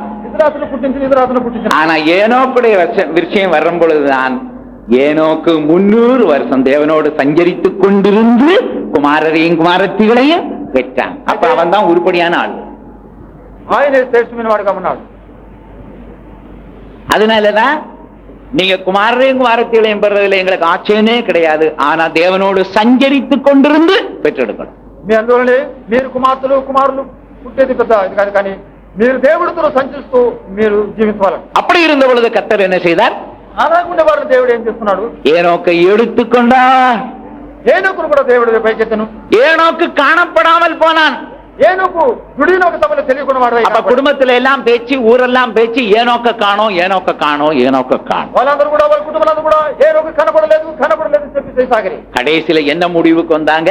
కడేసిలో వాళ్ళందరూ కూడా ఎలాంటి సమస్యలోకి వచ్చి அவன் தெய்வத்தோடு சஞ்சரித்தபடினால் தேவன் தான் அவனை எடுத்துக்கொண்டார்னு ஒரு முடிவு. దేవుడితో కూడా ఎల్లప్పుడూ సంచరించే ఉన్నాడు కాబట్టి దేవుడే ఎదురు ఎత్తనని చెప్పి ఆయన అనుకున్నాడు. ஆகையினால் இயேசு வரும்பொழுது நீ எடுத்துக்கொள்ளப்பட வேண்டுமானால், అందువల్ల ప్రభు యేసు వచ్చేటప్పుడు నేను ఎత్తబడాలంటే இப்ப இயேசு சொன்ன வார்த்தையை ஞாபகத்தில் கொண்டு வாருங்கள். ఇప్పుడు యేసు చెప్పే వాక్యములను నీ యొక్క జ్ఞాపకార్థం తీసుకురావాలి. உங்கள் இருதயம் మీ యొక్క హృదయమును லௌகீக கவலைகளினாலும், లోకమైనటి దిగులు మొలగాను, சிற்றின்பங்களினாலும், ఏదైనా ఇచ్చేమ కార్యములు, பெருந்திண்டியினாலும் ఆహారంలో కానీ பாரமடையாதபடிக்கு పాదం పడకున్నట్లు நீங்கள் மனுஷகுமாரன் முன்பாய் நிற்க பாத்திரவான்களாய் எண்ணப்படுவதற்கு మీరు మనసు కుమార్ దేవుడి కుమారుడు ముందుగా మీరు పాత్రులుగా ఉండట్టుకో எப்போதும் ஜெபம் பண்ணி ఎల్లప్పుడూ కూడా ప్రార్థన చేస్తూ ఉండవాలని చెప్పండి. புதிய ஏற்பாட்டுல யாருக்கு ஜெப ஜீவியம் இருக்கோ அதுதான் தேவனோடு சஞ்சரிக்கிறது. அவர்கள் கர்த்தராகிய இயேசு முன்பாய் போய் நிற்பார்கள். నూతన కాలంలో కూడా ఎవరికి ప్రార్థన అధికంగా ఉన్నారో వాళ్ళు దేవుడి సన్నిధిలో చేస్తున్నారు. சரி, இப்ப ஏனோக்குடைய விஷயம் முடிஞ்சு எலியா எப்படி எடுத்துக் கொள்ளப்பட்டான்? ఇప్పుడు ఏనోకు సమస్యలు మనకు వచ్చింది, కానీ ఇప్పుడు ఎలియా ఏ విధంగా ఎత్తబడినాడని చూస్తున్నాం. அவன் கல்யாணம் ஆன ஆள், குடும்பஸ்தன், இவன் தனி கட்ட. అతను పెళ్లి అయిన వాడు, ఇతడు పెళ్లి కానివాడు. அவன் மனசாட்சியின் காலத்து பரிசுத்தவான், இவன் நியாயப்பிரமாண காலத்து ఆయన பரிசுத்தவான். మనసాட்சி కాలంలో స్వాతిగా ఉండడం, ఈయన న్యాయ ప్రమాణం కాలంలో కూడా ఈయన స్వాతిగా ఉండడం. ஆகையினால் கர்த்தர் இவனையும் எடுக்கணும்னு திட்டம் போட்டான், சுழல் காற்றுல எடுக்கணும்னு திட்டம் போட்டான். అందువలన దేవుడు ఈయనను కూడా సుడిగాలులతో ఎత్తమని చెప్పి ఆయన కూడా తీర్మానం చేసింది. எலியா எலிசாவோடு கூட கில்காலிலிருந்து புறப்பட்டான். ఎలియా ఎలిషా గిల్గాల్ నుండి వాళ్ళు ప్రయాణం చేశారు. அவ எடுத்துக்கொள்ளப்படுறதுக்கு முன்னாலே சில இடத்துக்கெல்லாம் இவன் போக வேண்டியதா இருந்தது. కొన్ని ఎత్తబడుకునే సమయం ముందుగా కొన్ని కార్యములకు అతను కూడా పోవాల్సి వచ్చింది. சில இடங்களுக்கு போகணும். కొన్ని స్థలములు కూడా ఆయన పోవాల్సి ஆ, వచ్చింది. எந்த இடம்? முதலாவது మొట్టమొదటిగా கில்கால்ல தான் புறப்படணும். గిల్గాల్లో మొదలు పోవాలని. கில்கால் எதை ஞாபகப்படுத்துகிறது? గిల్గాల్లో జ్ఞాపకార్థమైనటువంటి ఏంటి? இரண்டாம் விருத்த சேதனம் பண்ண இடம் தான் கில்கால். హోమాంగ చర్మములో మొట్టమొదటిగా ఆడ చేసిన స్థలం எங்க இருக்கு? யோசுவா 5ஆம் அதிகாரத்திலே యేసువా 2వ అధికారం మనం చూస్తున్నాము. இஸ்ரவேல் ஜனங்கள் இரண்டாம் விசை விருத்த சேதனம் பண்ணப்பட்ட இடம் தான் கில்கால். ఇశ్రాయేలు జనులు కూడా రెండవది హోమాంగ చర్మములు చేసిన స్థలమే గిల్గాలుగా ఉన్నది. அது என்ன இரண்டாம் விருத்த சேதனம்? అది రెండవది హోమాంగ చర్మం అంటే అది ఏమిటి? இஸ்ரவேல் ஜனங்கள் எகிப்தை விட்டு புறப்படும் பொழுது அங்கே விருத்த சேதனம் பண்ணப்பட்டார்கள். ఇశ్రాయేలు జనులు ఎగిప్తు నుంచి ప్రయాణం చేసేటప్పుడు ఆయన స్థలంలో వాళ్ళు హోమాంగ చర్మం చేసాగి. ஆனால் வனாந்தரத்தில் வந்த பிறகு அநேக பிள்ளைகள் பிறந்தார்கள். తరువాత వాళ్ళ అడవి మార్గంలోకి వచ్చిన తర్వాత వాళ్ళకి ఎంతో మంది పిల్లలు వాళ్ళకి కని. ஆனால் அவர்கள் எல்லாம் விருத்த சேதனம் பண்ணப்படவில்லை. వాళ్ళందరూ కూడా హోమాంగ చర్మం వాళ్ళకి చేయలేదు. அப்பொழுது கர்த்தர் என்ன சொன்னார்? అప్పుడు ప్రభువుని దేవుడు ఏం చేసను? வனாந்தரத்தில் பிறந்த பிள்ளைகளை எல்லாம் விருத்த சேதனம் பண்ண வேண்டும். అడవి మార్గంలో పుట్టిన పిల్లలందరూ కూడా వాళ్ళకి హోమాంగ చర్మం చేయించాలండి. அவர்கள் விருத்த சேதனம் பண்ணப்பட்டார். వాళ్ళందరూ కూడా హోమాంగ చర్మం చేసిన వాళ్ళే కనపడి விருத்த சேதனம் பண்ணப்பட்ட பொழுது அவர்களுக்கு வேதனை உண்டாயிற்று. హోమాంగ చర్మం చేసిన తర్వాత వాళ్ళకి బాధ కలిగిన. குணமாக மட்டும் தங்கள் தங்கள் இடத்தில் இருந்தார்கள். వాళ్ళు స్వస్థత పొందినంత వరకు వాళ్ళు ఉండే స్థలంలోనే వాళ్ళు ఉండేది. அதனால் கர்த்தர் எகிப்தின் நிந்தையை அவர்கள் மேல் இராதபடிக்கு புரட்டி போட்டேன் என்றார். అందువల్ల ఎగిప్తులో మన వాళ్ళ పైన రాకున్నట్లు అది పొర్లించని చెప్పి ఆయన. அதனால் அந்த ஸ்தலம் இந்நாள் வரைக்கும் கில்கால் எனப்பட்டது. అందువల్ల ఆ రోజు నుంచి ఈ రోజు వరకు అది గిల్గాల్ అని చెప్పి చెప్పబడుతున్నది. அப்ப கில்கால்ல இரண்டாம் விசை விருத்த சேதனம். రెండవది గిల్గాల్ కూడా రెండవది కూడా హోమాంగ చర్మం చేయాల్సి వచ్చింది. அப்ப நம்முடைய வாழ்க்கையில ரெண்டு விருத்த சேதனம் நடக்கணும். అయితే మన జీవితంలో మనం చూసినప్పుడు రెండు సార్లు కూడా హోమాంగ చర్మం చేయవలసిన వాటిగా ఉన్నాం. முதலாவது விருத்த சேதனம் எப்ப நமக்குள்ள உண்டாகிறது? మొట్టమొదటిగా హోమాంగ చర్మం అనేది ఎప్పుడు నీ యొక్క జీవితంలో వచ్చింది? கொலோசியர் 1ஆம் அதிகாரம் 11ஆம் வசனம். కొలొస్సీలు 1:11 వచనం మనం చూస్తున్నాం. அங்கே என்ன சொல்லி இருக்கிறது? ఆ స్థలంలో ఏం చెప్పబడుతున్నది? 1ஆம் அதிகாரம் 11ஆம் வசனம். 1వ అధికారంలో 11. 2ஆம் அதிகாரம் கொலோசியர் 2:11. அல்லாமலும் நீங்கள் கிறிஸ்துவை பற்றி விருத்த சேதனத்தினாலே மாமிசத்துக்குரிய பாவ சரீரத்தை களைந்து விட்டதினால் கையால் செய்யப்படாத விருத்த சேதனத்தை அவருக்குள் பெற்றீர்கள். మీరు క్రీస్తు సున్నతి అని కూడా సరే శరీర చేతులు కూడా కూడిన స్వభావాలు విశ్వసించి ఆయన యందు చేత పెట్టి. அப்ப 1ஆம் விருத்த சேதனம் என்ன? మొట్టమొదటిగా హోమాంగ చర్మం అనేది ఏంటి? நாம் எகிப்தில் இருக்கும் பொழுது நடக்க வேண்டிய விருத்த சேதனம். మనం ఎగిప్తులో ఉన్నప్పుడు మనం చేసినట్టు సున్నతే. பாவ சரீரத்தை களைந்து ஓடுற விருத்த சேதனம் தான். మనము పాప కార్యములను కూడా విసర్జిస్తే అది సున్నతిగా ఉన్నది. பாவ சரீரம் எப்பொழுது களைகிறது?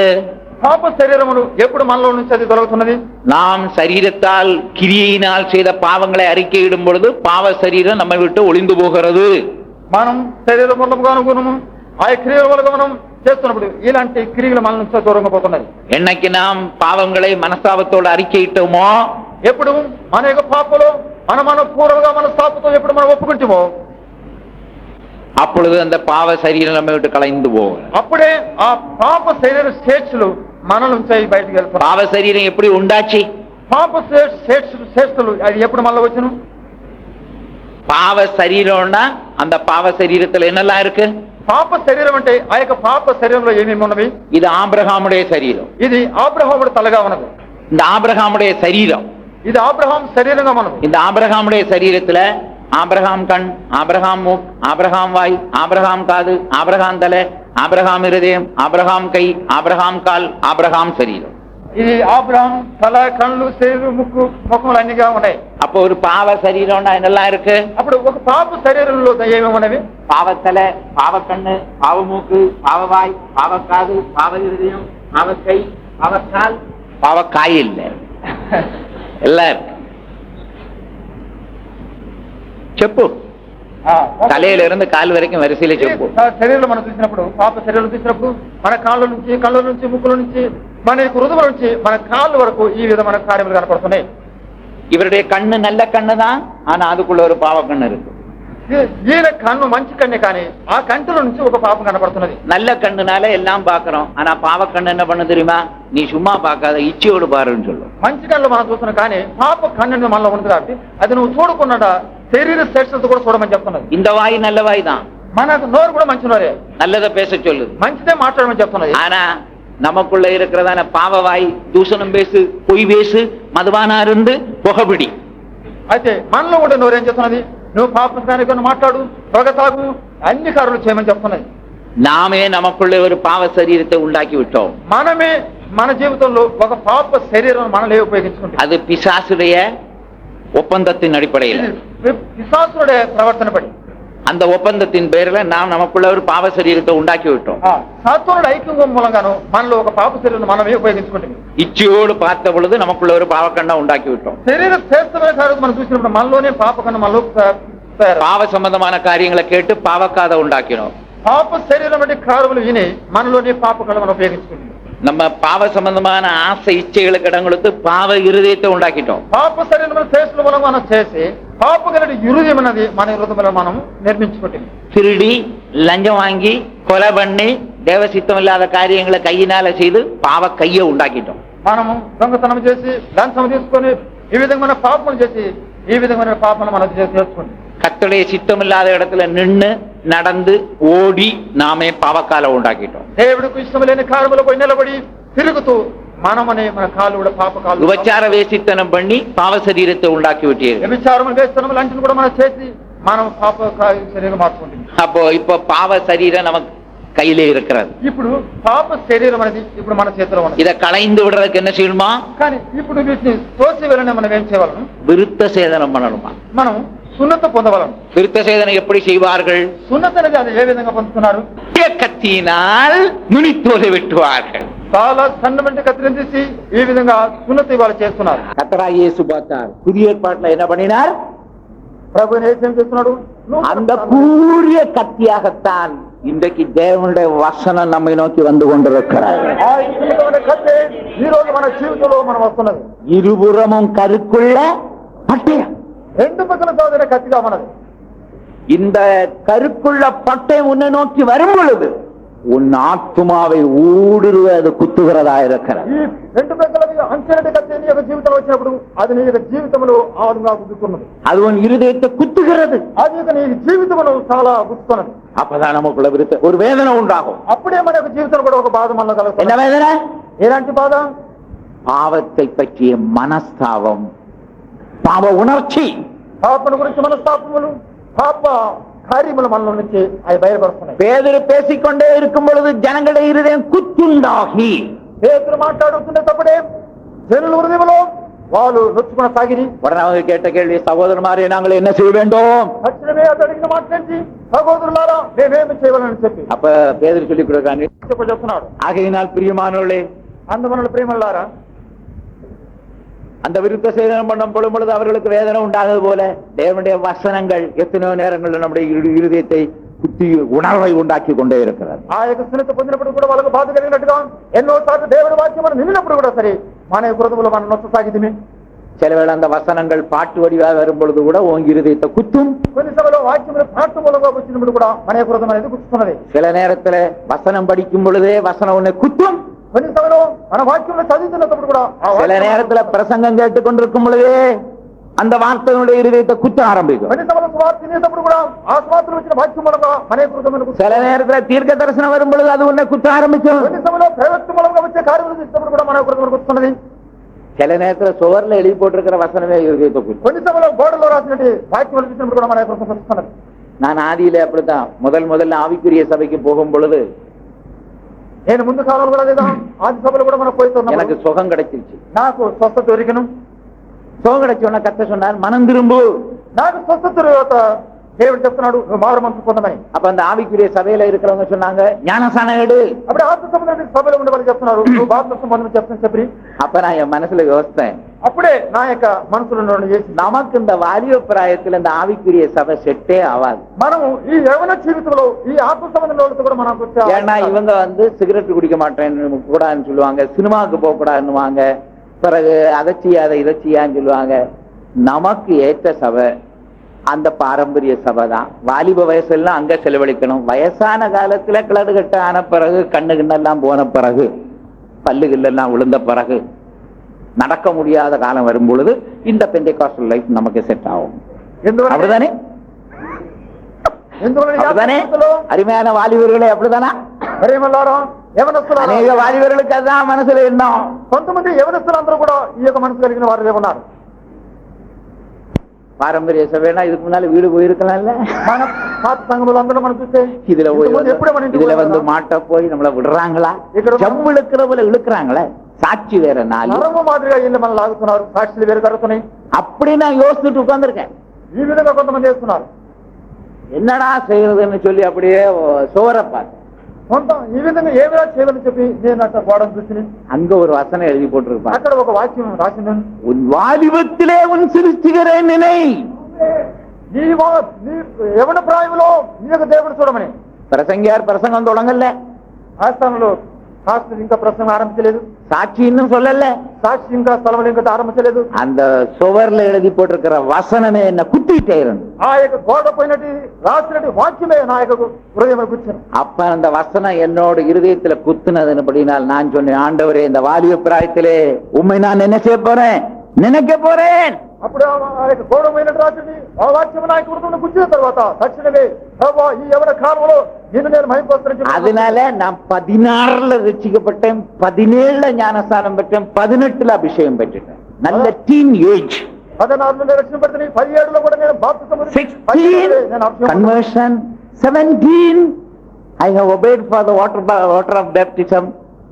Thirdly I got the Holy Ghost in the year of 19 years old. அதனால கர்த்தர் பாருங்க, அந்தந்த நேரத்துல நம்ம தொட்டதுனால பாதுகாத்ததுனால ஞானஸ்நானத்துக்கு வழி நடத்தினால நாம் இவ்வளவு தூரம் பாதுகாக்க வழியா போச்சு. దేవుడు మనం ముట్టిన వరం మన బాప్తిసం మూలంగా ఈ విధంగా మనం చేసిన వల్ల దేవుడు మనం కాపాడబడ్డాడు. அதனால ஆண்டவர் உங்களையும் கூட அந்த வாலிப பிராயத்திலே பேசிக்கொண்டே இருப்பார். అందువల్ల ఈ యవన కాలంలో కూడా దేవుడు నీతో కూడా మాట్లాడుతూనే ఉంటున్నాడు. வாலிப பிராயத்துல ஆண்டவர் உன்னை அவரை நினைக்கும்படி அழைக்கிறார். ఈ యవన ప్రాయంలో కూడా దేవుడు నిన్ను ఆయనే అనుకోమని ఆయన కోరుతున్నాడు. நீ அவருடைய பாதையிலே நடக்கும்படி விரும்புகிறார். ఆయన స్వభావంలోను జీవించమని చూస్తున్నాడు. ஆகையினால் தான் தேவனுடைய வசனத்தின் ஒவ்வொரு எழுத்தும் அதன் உறுப்புக்கும் வல்லமை இருக்கிறது. అందువల్లే దేవుడి వాక్యంలో ఒక్క అక్షరాల నుంచి కూడా దేవుడి శక్తిని దాంట్లో ఉన్నది. அது வேதத்தில் எழுதப்பட்ட வசனமா இருந்தாலும் சரி, சுவர்ல எழுதப்பட்ட வசனமா இருந்தாலும் బైబిల్లో రాసిన వాక్యములు సరే, ఏక గోడలో రాసిన వాక్యములని కూడా సరే, அது உரைக்கப்பட்ட வசனமா இருந்தாலும் சரி, అది చెప్పబడిన వాక్యమని కూడా సరే, தேவனுடைய வசனம் ஜீவன் உள்ளதும் வல்லமை உள்ளதும் என்றென்றைக்கும் அழியாததுமா இருக்கிறது. దేవుడి వాక్యం జీవము కలిగినది గాను బలము గాను ఎల్లప్పుడు అది క్రియ చేసే వచ్చిందని அது இருபுறமும் கருக்குள்ள பட்டயமாய் உன் உள்ளத்தை ஊடுருவும் பொழுது உனக்குள்ளே விருத்த சேதனம் உண்டாக. అది రెండంచులు గట్టిగా ఉండి నీ యొక్క హృదయం గుచ్చి ఈ విధంగా క్రియ చేస్తున్నది. அதுதான் ஒன்னாம் விருத்த சேதனம். అదే మొట్టమొదటి సున్నతిగా కనబడుతున్నది. ஆனா இங்க கில்கால் அதல்ல. అయితే ఈ యొక్క స్థలంలో గిల్గాల్ అది కాదు. இரண்டாம் விருத்த சேதனம் అంటే సున్నతి అంటే ఏంటి? அதை பிடிக்கணும்னா பிலிப்பியர் 3:3 படிச்சாதான் விளங்கும். దాంట్లో ఫిలిప్పీయుల్లో 3:3 చూస్తే మనకు అది బయలుపడుతున్నది. பிலிப்பியர் 3:3 என்ன சொல்லப்பட்டிருக்கிறது? இரண்டாம் விருத்த சேதனத்தை பற்றி பேசி இருக்கிறார். రెండో సున్నతుల గురించి ఆ స్థలంలో బయలుపడుతున్నది. பவுல் பிலிப்பியருக்கு எழுதுகிறார், పౌలు ఫిలిప్పీయులకు రాస్తున్నాడు, மாமிசத்தின் மேல் நம்பிக்கையாயிராமல் ஆவியினாலே தேவனுக்கு ஆராதனை செய்து கிறிஸ்து இயேசுவுக்குள் மேலே பாராட்டுகிற நாமே விருத்த சேதனம் உள்ளார். பிலிப்பியர் 3:3 ఎందుకనగా பாத்தீங்களா? இது ரிச்சிப்பல்ல, இது மேலான ஒரு அனுபவம். ఇది రక్షణ కాదు, ఇది పైన పోయే కాదు. ஆவியினாலே ஆராதனை செய்யறேன்னு சொன்னா நீ பரிசுத்தாய் பெற்ற பிறகு நடக்கிற விஷயம் தான் இது. ఆత్మలో ఆరాధించాలంటే నీవు మొట్టమొదటిగా పరిశుద్ధాత్మ పొందిన తర్వాత ఇవి జరిగే కార్యం. பரிசுத்தாய் பெற்ற பிறகு வாழ்க்கையில ஒரு விருத்த சேதனம் நடக்கணும். పరిశుద్ధాత్మ పొందిన తర్వాత నీ యొక్క జీవితంలో ఒక సున్నత జరగవాలి. గిల్గాల్ எங்கே இருக்கிறது? గిల్గాల్ ఏ స్థలంలో ఉన్నది? சீனாய் மலை தாண்டின பிறகுதான் கில்கால் வருது. సీనా కొండ దాటిన తరువాతనే గిల్గాల్ స్థలం. சிவத்ன சமுத்திரம் தாண்டின பிறகுதான் கில்கால் வருது. ఎర్ర సముద్రం దాటిన తర్వాత గిల్గాల్ స్థలంలో కనబడుతున్నది. அப்ப ஒன்னாம் விருத்த சேதனம் எகிப்திலே நடந்தது. రెండో మొట్టమొదటిగా సున్నత ఎగిప్తులో జరిగింది. இரண்டாம் விருத்த சேதனம் சிவந்த சமுத்திரம் தாண்டி சீனாய் மலையை தாண்டி அதற்கு பிறகுதான் கில்கால் வந்து சேருகிறார். రెండో ఎర్ర సముద్రం దాటిన తర్వాత గిల్గాల్లో రెండో సున్నత జరుగుతుంది. அதாவது ஞானஸ்நானம் எடுத்த பிறகு பரிசுத்தாவின் அபிஷேகம் பெற்ற பிறகு உனக்குள்ளவர் இரண்டாம் விருத்த சேதனம் நடக்கணும். నీవు బాప్తిసం పొందిన తర్వాత పరిశుద్ధాత్మ పొందిన తర్వాత నీవు రెండోదిగా సున్నతిని దగ్గర పొందవలను. அதற்கு என்ன செய்ய வேண்டும்? దానికి నువ్వేం చేయవలను? மாமிசத்தின் மேல் நம்பிக்கையாயிராமல் శరీరం పైన నమ్మకంగా ఉండకూడదు. அது அர்த்தம் என்ன? దాని అర్థం ఏంటి? உன் சொந்த அறிவையோ சொந்த திறமையோ உன் சரீரத்தையோ உன் பணத்தையோ தொழிலையோ உன் பிள்ளையோ நம்பிக்கை வைக்காதே. నీ యొక్క శరీరం సరే, నీ డబ్బైనా సరే, నీ కార్యాలను కూడా నువ్వు నాకు పట్టిన పైన నువ్వు నమ్మకం పెట్టు. மாம்சம்னா இதெல்லாம் வருது. அதுல శరీరం అనే కార్యాలు కూడా దాంట్లో వస్తున్నాయి. மாம்சம்னு சொன்னா இதெல்லாம் அதுல வருது. శరీరం అని చెప్పేటప్పుడు ఇవన్నీ కూడా దాంట్లో వస్తున్నాయి. நம்முடைய சொந்த ஞானம், మన సొంత జ్ఞానం, சொந்த அறிவு, మన సొంత சுய பலம், మన సొంత బలం, பணம், మన డబ్బు, சொத்து, మన ఆస్తులన్నీ కూడా, பிள்ளைகள், మన పిల్లలు, யார் மேலும் நம்பிக்கை வைக்காது. వీళ్ళందరూ పైన కూడా సరే మన నమ్మకం పెట్టకూడదు. குதிரையை நம்புவது விருதா. గుర్రములు నమ్ముకున్నట్టుకి మనకు విరుదా. உனக்கு இருக்கிற குதிரையின் மேலே நம்பிக்கை வைக்காது. నీకున్నట్టు గుర్రముల పైన నువ్వు నమ్మకం పెట్టకూడదు. நீ நம்புற எல்லாம் போயிடும் பாருங்க. నువ్వు నమ్మే అంటే కూడా ఒక స్థానాలు అయిపోతున్నాయి. நான் நம்முடைய நம்பிக்கை யார் மேல் வைக்க வேண்டும்? అయితే మన నమ్మకం మనం ఎవరి పైన పెట్టవాలను? மனுஷனை நம்புவதை பார்க்கலும் கர்த்தரை நம்புகிறது நலம். మనిషి నమ్మటి కంటే మన దేవుడు నమ్ముటే మంచిదిగా ఉన్నది. அதனால்தான் மூக்குல சுவாசம் உள்ள எந்த மனுஷனையும் நம்பாதே. అందువల్ల మూకుల శ్వాసం వల్ల మనిషిని నువ్వు నమ్మకూడదని చెప్తున్నది. நேசிப்பாங்க, మనల్ని ప్రేమిస్తున్నారు, நினைப்பாங்க, மறப்பாங்க. మనల్ని అనుకుంటున్నారు కానీ వాళ్ళు காரணம் அவன் பேர் மனுஷன். ఎందుకంటే అతను మనిషిగా ఉన్నాడు. ஆனால் தேவன், అయితే దేవుడు அவர் நேசித்துக் கொண்டே இருப்பார், ఆయన ప్రేమిస్తూనే ఆయన ఉంటున్నాడు, நினைத்துக் கொண்டே இருப்பார். మనం ఆయన అనుకుంటూనే ఉంటున్నాడు. அதனாலதான் அவருக்கு தேவன் பேர். దానివల్లే ఆయనకు దేవుడు ప్రేమ. மாமிசத்தின் மேல் நம்பிக்கையாயிராமல் మాంసమైన నిషేధం చేసుకోకుండా ஆவியினால ஆராதனை செய்யணும். ఆత్మకు కూడా మనం దేవుడిని ఆరాధించగలం. நம்முடைய ஆராதனை ஆவிக்குரிய ஆராதனை ஆனதுனால்தான் உங்களால இவ்வளவு தூரம் இருக்க முடியுது. మన ఆత్మ ఆరాధన కూడా ఆత్మ కలిగే ఆరాధన కాబట్టి ఇంతసేపు మనం పోతున్నాం. கர்த்தர் என்ன சொல்றாரு அதை செய்ய. దేవుడు మీకు ఏమి చెప్తున్నాడు అది మీరు చేయండి. பிரியமானவர்களே, ఏమన్నారా? அவர் பாட்டு பாட சொன்னா பாடுங்க, ఆయన మిమ్మల్ని పాటు చెప్తున్నాడు, சாட்சி சொன்னா சொல்லுங்க. సాక్షి చెప్పని చెప్తున్నాడా? మీరు సాక్షులు చెప్పండి. அவர் என்ன சொல்றாரு அதை செய்ய. ఆయన మీకు ఏమి చెప్తున్నాడు అది మీరు చేయండి. எதை செய்ய சொல்றாரு அதை செய்யுங்க. ఏమి చెప్పమని చెప్తున్నాడు అది ஜெபிக்க சொன்னா ஜெபிங்க. ప్రార్థన చేయమని చెప్తున్నాడా అది మీరు చేయాలి. ஆவியினாலே ஆராதனை செய்யுங்க. ఆత్మతో కూడా మరి దేవుని ఆరాధిస్తూ ఉండవాలి. ஸ்தோத்திரம் பண்ண சொன்னா ஸ்தோத்திரம் பண்ணுங்கள். దేవుడు స్తోత్రం చెప్పంటే మీరు స్తోత్రం చెప్తానే ఉండాలి. கர்த்தர் எதை செய்ய சொன்னால் அதை செய்யுங்கள். దేవుడు ఏది చేయమని చెప్తున్నాడు అది మీరు చేస్తూనే ఉండండి. ஆவியினாலே ஆராதனை செய்து ఆత్మతో మీరు ఆరాధన చేస్తూ மாம்சத்தின் மேல் நம்பிக்கையாயிராமல் ஆவியினாலே ஆராதனை செய்து கிறிஸ்து இயேசுவுக்குள் மேலே பாராட்டணும். శరీరాశుద్ధం చేసుకున్నాక మనం క్రీస్తుతో కూడా దేవుని ఆరాధిస్తున్నాం. யாரை குறித்து மேன்மை பாராட்ட வேண்டும்? మనం ఎవరిని కూడా మనం వెచ్చుగా మాట్లాడు. மேன்மை பாராட்டுகிறவன் இது யாரை குறித்து மேன்மை பாராட்ட கடவன்?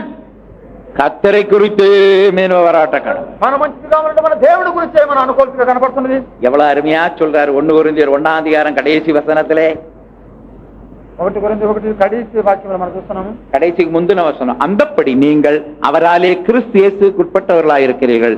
எழுதியிருக்கிறபடி மேன்மை பாராட்டுகிறவன் கர்த்தரை குறித்து மேன்மை பாராட்டத்தக்கதாக அவரே தேவனால் நமக்கு யாரு? ஞானம், அவரே நீதி, அவரே பரிசுத்தம், அவரே மீட்பு. அப்படியான நீங்க யார்? మనకు దేవుడే జ్ఞానం నీతి పరిశుద్ధం நாம யார்? ఉన్నాడు. நாம யார்? అయితే అలాగైతే మనం ఎవరు? உன் டிகிரி என்ன? నీ యొక్క ఉద్యోగం ఏంటి? டிகிரி என்னையா? నీ చదువేంటి? சது பிஏயா, బిఏవా, பிஎஸ்சியா, బిఎస్సియా, எம்எஸ்சியா, ఎంఎస్సియా, எம்காம்? ఎంకామ్? அது ஒண்ணும் கிடையாது. ఇవన్నీ కాదు. ஒன் டிகிரி வந்து FWBDN. சொல்லுங்க, எல்லா டிகிரி சொல்லுங்க. FWBDN அதான் உங்க டிகிரி. అదే మీకు చదువుగా ఉన్నది. F ன்னா என்ன? ఎఫ్ అంటే ఏంటి? ఫూల్స్, பைத்தியம். పైత్యం అని చెప్తున్నాయి. நீங்க யாரு? பைத்தியக்காரன். నీవెవరు? పైత్యం పట్టిన அப்ப நான் பிரசங்கம் தொடங்கும் பொழுது எப்படி தொடங்கி இருக்கணும்? నేను ప్రసంగం ప్రారంభించినప్పుడు నేనేం చేయను? அன்பான நண்பர்களே, தேவஜனங்கள் அப்படி இல்ல, அன்பான பைத்தியமே. ప్రేమ కలిగినట్టు పైత్యం పెట్టిన వారు பாவம், சில புதியாத்மா வந்திருக்கிறேன்னு அவங்களுக்கு விளங்காது, உடனே எழுப்பி போயிருவாங்கன்னு சொல்லித்தான் நான் அதெல்லாம் சொல்ல. నూతన ఆత్మలు వచ్చినారు కాబట్టి వాళ్ళని తక్షణమే పోతారని చెప్పి ఇవన్నీ నేను చెప్పడం లేదు. கர்த்தர் யாரை அழைத்திருக்கிறார்?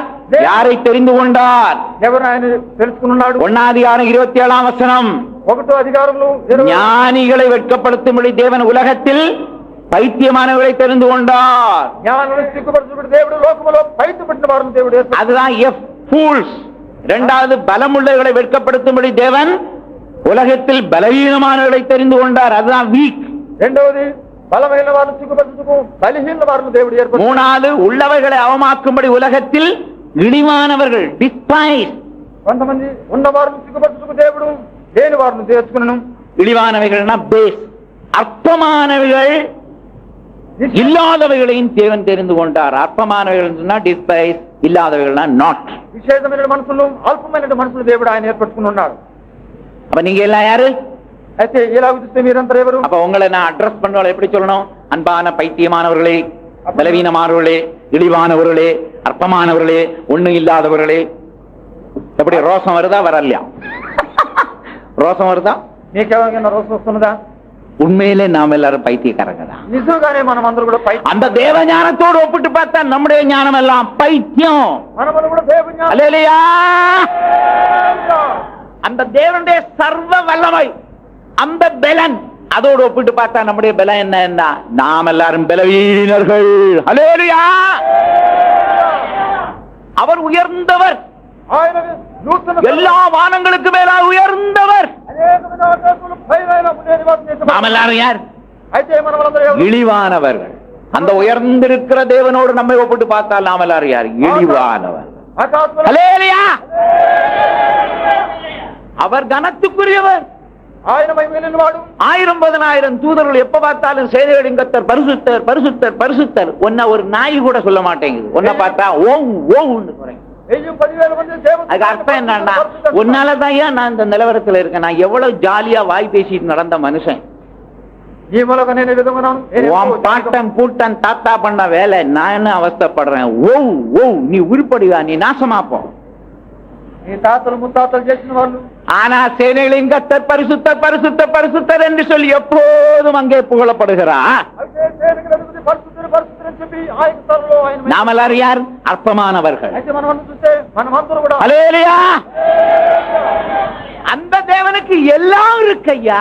ఆయన దేవుడికి సమస్తము ఉన్నది. உனக்கு எனக்கு என்ன இருக்கு? నీకు నాకు ఏమన్నది? நிலம் இருக்குது, அதுவும் புறம்போக்கத்தான் இருக்கு. భూమి ఉన్నది కానీ అది కూడా అది పొరబొట్టుకుంటుగానే ఉన్నది. அது 3 సెంట్ தான். అది కూడా 3 సెంట్లే. அதுல பாத்ரூம் டாய்லெட் எல்லாம் கட்டினா படுக்கவே இடம் கிடையாது. దాంట్లో కూడా మన బాత్రూమ్ కట్టిన కూడా దాంట్లో పడుకున్నదని కూడా మన స్థలం లేకున్నా. பட்டா இருக்கா?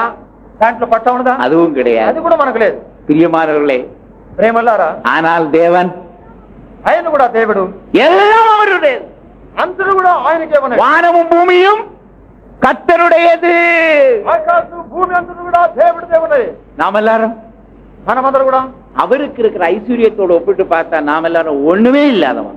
ఆయనకున్న ఐశ్వర్యం చూసినప్పుడు మనం అందరూ కూడా దేనికి పనికిరాని వాళ్ళమే. அந்த 2.5 சென்ட வச்சுட்டு நீ எவ்வளவு பீத்தல் பெனாத்தல், ఆ 2 సెంట్లు రాసుకుని నువ్వెంత భయంకరమైన కార్యం చేస్తున్నావు. உன் பேரு ஜமீன்தார். வேற నీ యొక్క పేరు వేరే జమీందార్. உன் பேர் என்னது? ஜமீன்தார். నీ పేరేంటి? ఒక జమీందార్. உன்னை கையில பிடிக்க முடியுதா? నేను చేతులు పడగలకు వీలవుతుందా? நீ யாரையாவது மதிக்கிறியா? నీ ఎవరినైనా మరేస్తున్నావా? பிரியமானவர்களே, ప్రేమలారా, அவர் சர்வவல்லவர். ఆయన సర్వశక్తికి దేవుడు ఉన్నాడు. அவர் சர்வத்துக்கும் சுதந்திரவாளி. ఆయన సర్వమునకు స్వతంత్రమైన దేవుడిగా ఉన్నాడు. வானம் பூமி எல்லாம் அவருடையது. ఆకాశం భూమిని అందరూ కూడా ఆయనదే ఉన్నది. அப்ப அவருக்கு முன்னால் நாம் எல்லாரும் ஒன்றும் இல்லாதவர். ఆయన ముందుగా మనం అందరూ కూడా దేనికి? அதனால ஆண்டவரே, உம்முடைய ஞானத்துக்கு முன்னா நான் பைத்தியக்காரன் சொல்றவங்க கரங்களை போய் தோறால் இல்லையா சொல்லுங்க. உம்முடைய சர்வ வல்லமைக்கு முன்னால் நான் பலவீனன் சொல்றவங்க ஒரு அல்லேலூயா சொல்லுங்க. உம்முடைய உயர்வுக்கு முன்னாக நான் ஒரு அற்பமானவன். ஹல்லேலூயா. நான் இழிவானவன். ஹல்லேலூயா. உமக்கு இருக்கிற எல்லாவற்றோடும் ஒப்பிட்டு பார்த்தால் நான் ஒன்றுமில்லாதவன். ஹல்லேலூயா. இப்ப யார் யார் அல்லேலூயா போட்டாங்களோ யூ ஆர் செலக்டட். మీరెవరు ఇప్పుడు అల్లెలు చెప్తున్నారు? మీరందరూ కూడా దేవుడు ఏర్పరచుకున్న వాళ్ళు. You are selected. మీరందరూ కూడా దేవుడు ఏర్పరచుకున్న వాళ్ళు. இன்னைக்கு ஆண்டவர் உங்களை செலக்ஷன் பண்ணிட்டார். ఈ రోజు నుంచి దేవుడు ఆయన మిమ్మల్ని தேவன் அப்படிப்பட்டவங்களை தான் தெரிந்து கொள்ளுகிறார். దేవుడు ఇలాంటి వారిని దేవుడు ఆయన తెలుసుకుంటున్నాడు. நான் அறிவாளி, நான் பலசாலின்னு சொன்னா முதல்ல வெளியில போன்னு சொல்லுவார். నేను మంచి జ్ఞానం గల మనిషిని, గొప్ప ఉద్యోగం ఇచ్చినట్టే నువ్వు మొట్టమొదటిగా బయటకు పంపించి దేవుడు అడుగుతున్నాడు. கிறிஸ்தவ மார்க்கம் பைத்தியக்காரங்களுக்குள்ள மார்க்கம். క్రీస్తు మార్గం. அறிவாளிகள் இங்க இருக்கவே முடியாது. మంచి జ్ఞానం కలిగిన వాళ్ళు ఈ స్థలంలో ఉండలేరు. பலசாலிகள் இங்க இருக்க முடியாது. బలము కలిగిన వారు ఈ స్థలంలో நான் பெரியவன் சொல்றவங்க இருக்க முடியாது. నేను పెద్దవాడి నుంచి ఇప్పుడు ఈ స్థలం எனக்கு எல்லாம் இருக்குன்னு சொன்னா இருக்க முடியாது. నేను అంతటి నుంచి చెప్పి ఈ స్థలంలో చెప్పలేదు. அப்படி ஏதாவது நமக்கு இருந்தாலும் கூட நம்ம என்ன செய்யணும்? By the grace of God, by the power of God, by the wisdom of God, by the strength of God, இப்படித்தான் நீ சொல்லணுமே ஒழிய என்னாலேன்னு சொன்ன நீ நாசமா போவ. ఇవన్నీ మన హృదయం కూడా సరే, ఇది దేవుడు కృప కనికరమని చెప్తూ మన పోతా ఉండాలి. அப்படியான நாம் எல்லாரும் இப்ப பலசாலிகள். யாரால்? தேவனால் நாம் பலசாலிகள். ஒரு அல்லேலூயா போடுங்க. நாம் எல்லாரும் ஞானவான்கள். யாரால்? தேவனால். ஹல்லேலூயா. நாம் எல்லாரும் உயர்த்தப்பட்டிருக்கிறோம். யாரால்? ஹல்லேலூயா. நாம் எல்லாரும் கனம் பண்ணப்பட்டிருக்கிறோம். யாரால்? தேவனால். ஹல்லேலூயா. இப்படி சொல்லிட்டு சொல்றார், நமக்கு ஞானமும் இயேசு, நீதியும் இயேசு, பரிசுத்தமும் இயேசு, மீட்பும் இயேசு, பலமும் இயேசு, எல்லாம் இயேசு. ஹல்லேலூயா.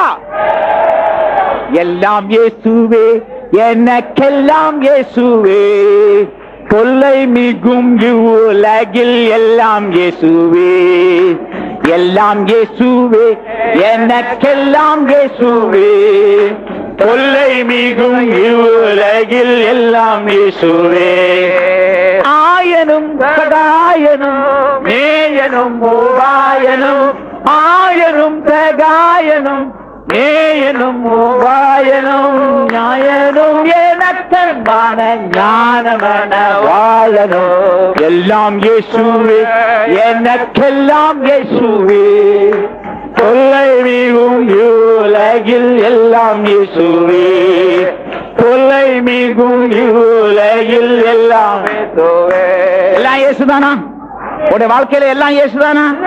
ஆமையா, துவக்கமும் அவர் தான், முடிவும் அவர் தான், என் மூச்சே அவர் தான், என் எலும்பு நரம்பெல்லாம் அவர் தான், எனக்குள்ள எல்லாமே அவர் தான். కూడా ఆయనే ఉన్నాడు. இப்படி நீ சொன்னா தான் தப்புவ. ఇప్పుడు నువ్వు ఒకవేళ చెప్తే నువ్వు తప్పుకుంటున్నావు. இதுக்குத்தான் எலியா என்ன செய்யறான்? கில்கால்ல இருந்து தொடங்குறான். இதுக்குதான் கில்கால் அவனுடைய பயணம் எங்க இருந்து?